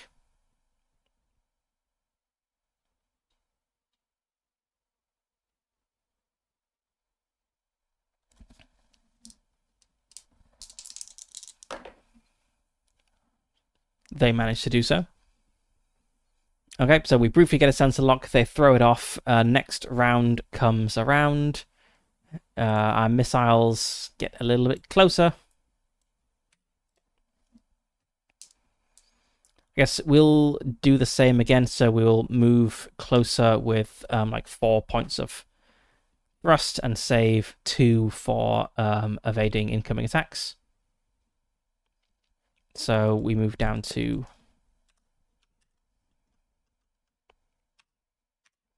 17 away. I suppose they also moved 1 away, and they're going to do the same again. So I'm actually only able to close the distance by 3 every round. Now we're going to fire again. So I suppose we will fire another missile.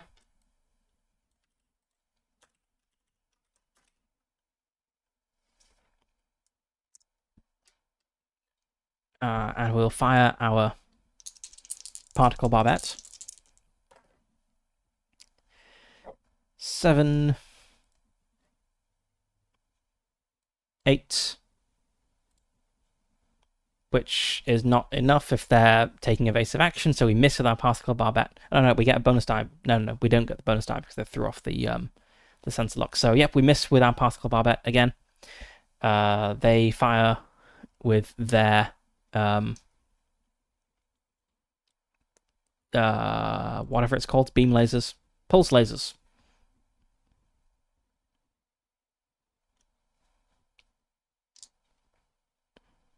Which I believe worked out to be a -2 overall because we're also taking evasive action. Nope. Nope. And they're gonna fire some missiles.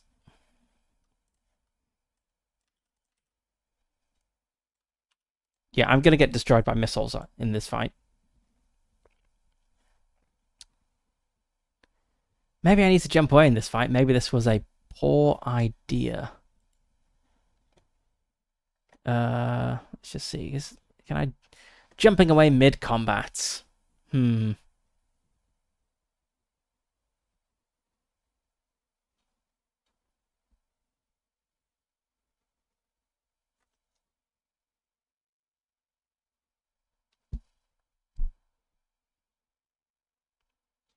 Yeah, I don't have enough firepower to take out 6 missiles coming in.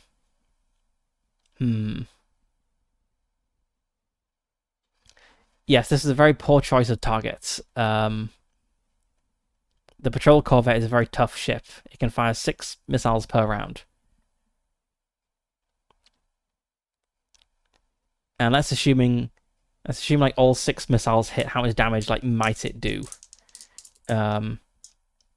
So missiles hit with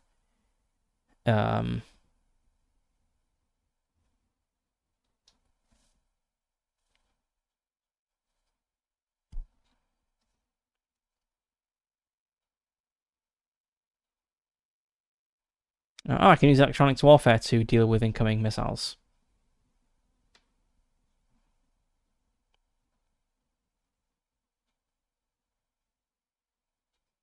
Okay, maybe it's not quite as awful.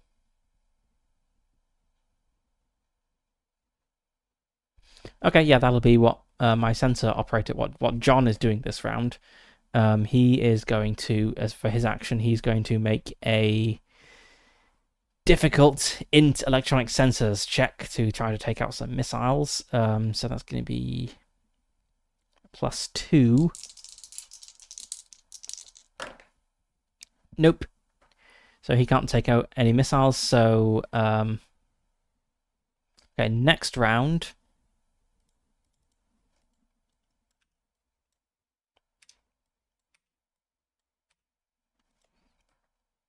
I think it's probably actually time to run away. I don't want to be hit by 6 missiles.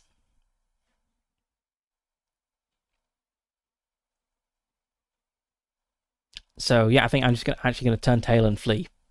I will leave 2 points of thrust left for dodging incoming attacks, and we will fire at them as we move. But that's not going to be a hit. They're going to fire at us. I'll roll both of their hit rolls at once. Nope, they miss us. Actions phase comes around. And we can jump. So we're going to have to roll our astrogation and engineer J drive checks. We're doing this in a hurry, so we have a penalty. Our ship also has a penalty because it's not in good condition. And this is definitely a situation where it seems relevant to roll. So, okay. So we need to make an engineer, not an engineer, we need to make an astrogation check at -2. Who is the astrogator? Marsa is the astrogator. I believe it's edu astrogation. So that's okay. 2d6 +1. Okay, that's fine. And then the engineer J drive check is going to have a -4. Uh-oh.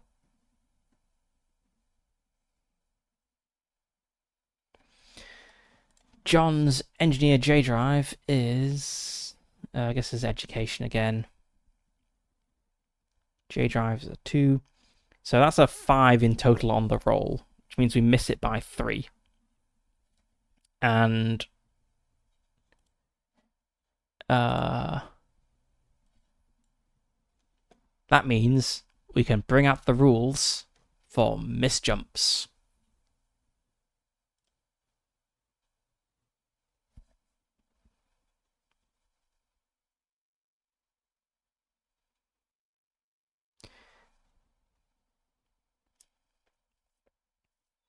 Okay, bad jumps.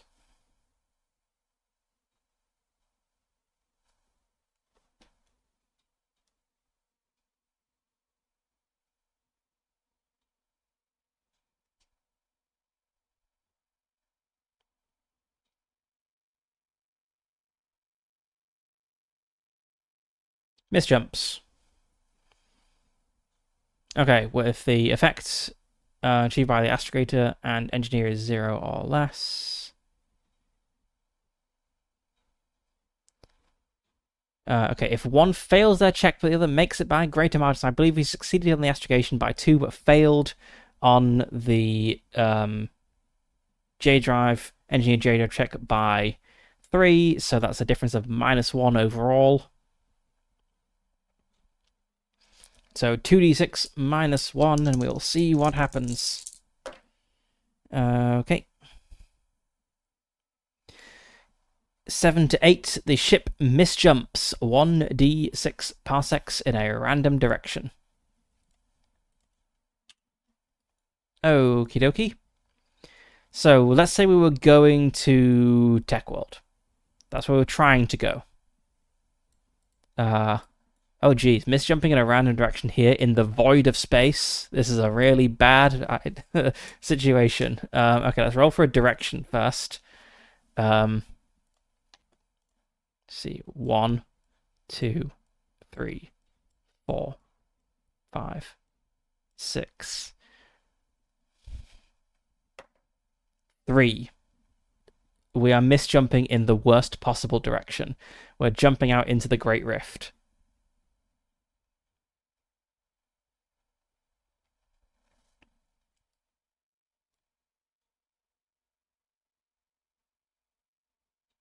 I think if we roll more than a 1 here, this is game over.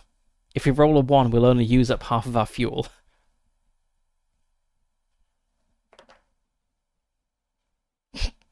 Okay.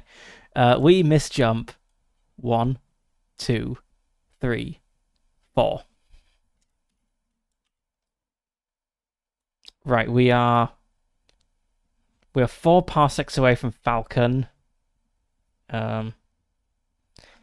3 parsecs away from Villan. So we are 9 light years away from the closest possible place we could refuel, and we have no fuel left. Hmm.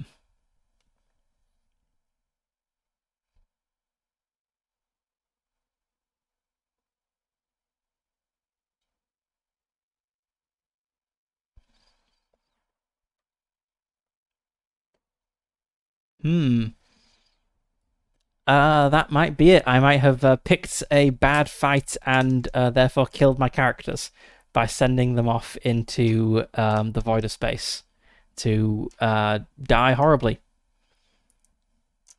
Is there a way I could get out of this?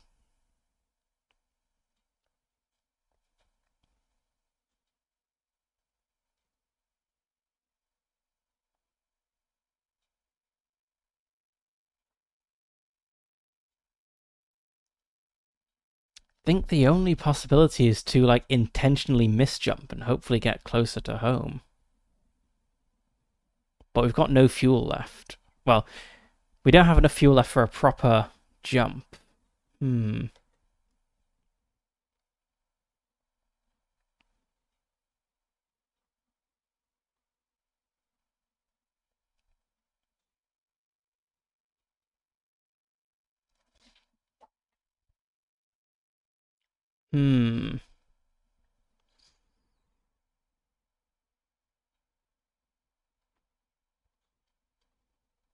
So what I'm thinking is potentially we could just say like we burn like the last remaining bit of fuel we've got, which is nowhere near enough to jump.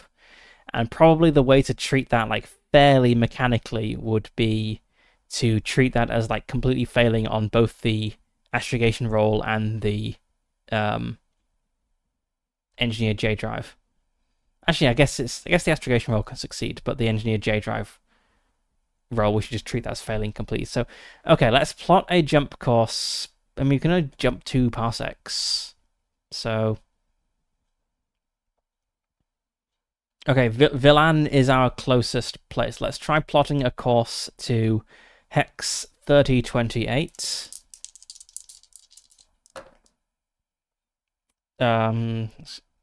Education, astrogation. That's an 8. That's a success. What's the...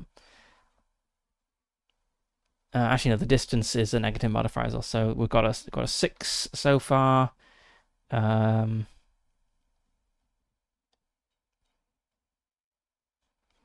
so we've got a -1 on that check overall, and then the astrogation check. I think we just have to treat it. So the engineer J drive check, I think we just have to treat it as a complete failure. We're like burning the jump drive out to try to misjump intentionally. So treat that as a 0. So we've got a -9 on the misjump table.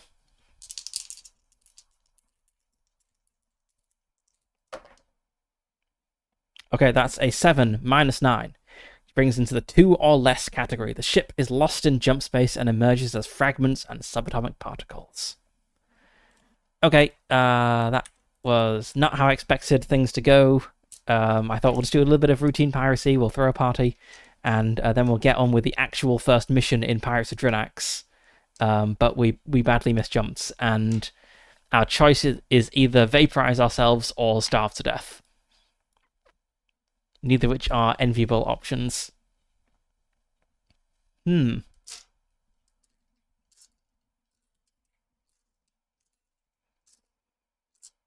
Well, I guess that's that. I'll need to figure out what to do next. um, as I said at the beginning, I think I might stream some session prep as I'm going to be running some one-shots of my home game. So maybe next week we'll do some session prep, or maybe we'll do some more travel hours, figure something out. I don't know. I guess we will see. But yes, that was a very anticlimactic Pirates of Drinax campaign. Space piracy is hard. Stay in school. Don't be a criminal. Yeah, that's that. Okay, so next stream will be tomorrow, playing Esoteric Ebb some more. I realized the dumb mistake I made, the thing I was missing in Esoteric Ebb, immediately after ending last week's stream. So we should be able to make better progress this week. And Monday is back to Kernathalis. So, yep, thank you for watching. And can I tell about my home game? Yeah, so I'm wondering whether to do do something about it. What I've been running is I've been running the Halls of Ardenville, which is a huge mega dungeon, and we're like 3 years into the campaign now. So we started in May 2023. And this week is kind of the climax of the campaign. The players are going to like take on the big evil demon temple pictured here on this page at the base of the dungeon, and fight the horrible Underdark salamander people who live there. And that's kind of the climax of the campaign. And then next week we're going to do like one final session to wrap up some unfinished business. So there's a dragon that one player wants to kill, there's a wizard another player wants to kill, and then that's it. That's the end of this 3-year campaign. So definitely feeling odd that something that's been like such a big thing, like a weekly game for 3 years, is finally coming to an end. Yeah, so we've been playing with Old School Essentials, which is kind of like a old school version of D&D. It's based on like basic expert D&D, so it's a very nice version of it. It's quite easy to use. Everything is very well laid out. So yeah, we've been playing this for the last 3 years, and yeah, when it comes to an end, I'm thinking of just doing like a couple of months of one-shots in various different systems. So I'm going to do like some Ars Magica and like some White Hack and World Start Number and various other systems. And I'm thinking of maybe streaming the session prep for those like one-shot things, because I'd feel kind of weird streaming like my weekly campaign prep, because again, it's my home game with my players who are like my friends in real life, and the campaign isn't streamed, so it kind of feels a bit odd talking about what my friends have been up to and like immortalizing that in a video that gets saved onto YouTube. But like one shots and stuff, because it's not part of anything larger, and I'll basically just be preparing what it says in a module or like in a dungeon I write or something. That seems much more reasonable to stream. And then I'll probably stream like my prep for the upcoming campaign. I've not fully decided what system I'm going to use yet, but I'm pretty sure I know what the campaign is going to be. It's going to be since we've just been doing dungeons for 3 years, it's going to be much more of a like overland exploration style thing. I have a module in mind. For some reason, I'm being very coy about it, but I'll talk about that more later, and I think stream some of the prep for that. And yeah, so I guess there'll be some session prep getting streamed over the coming weeks.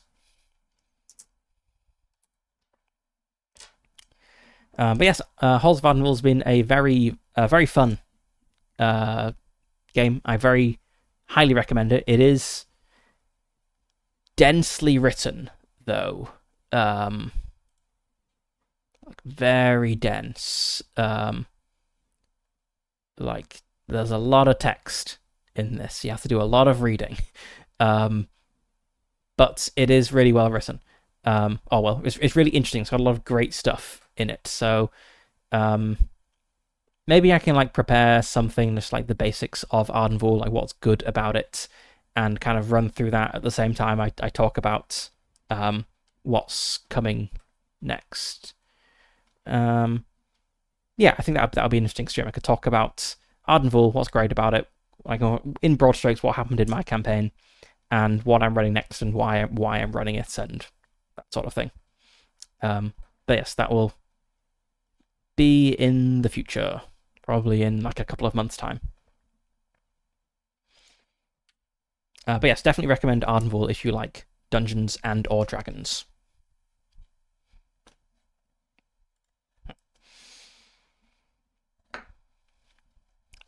Alright, I guess we will end it here.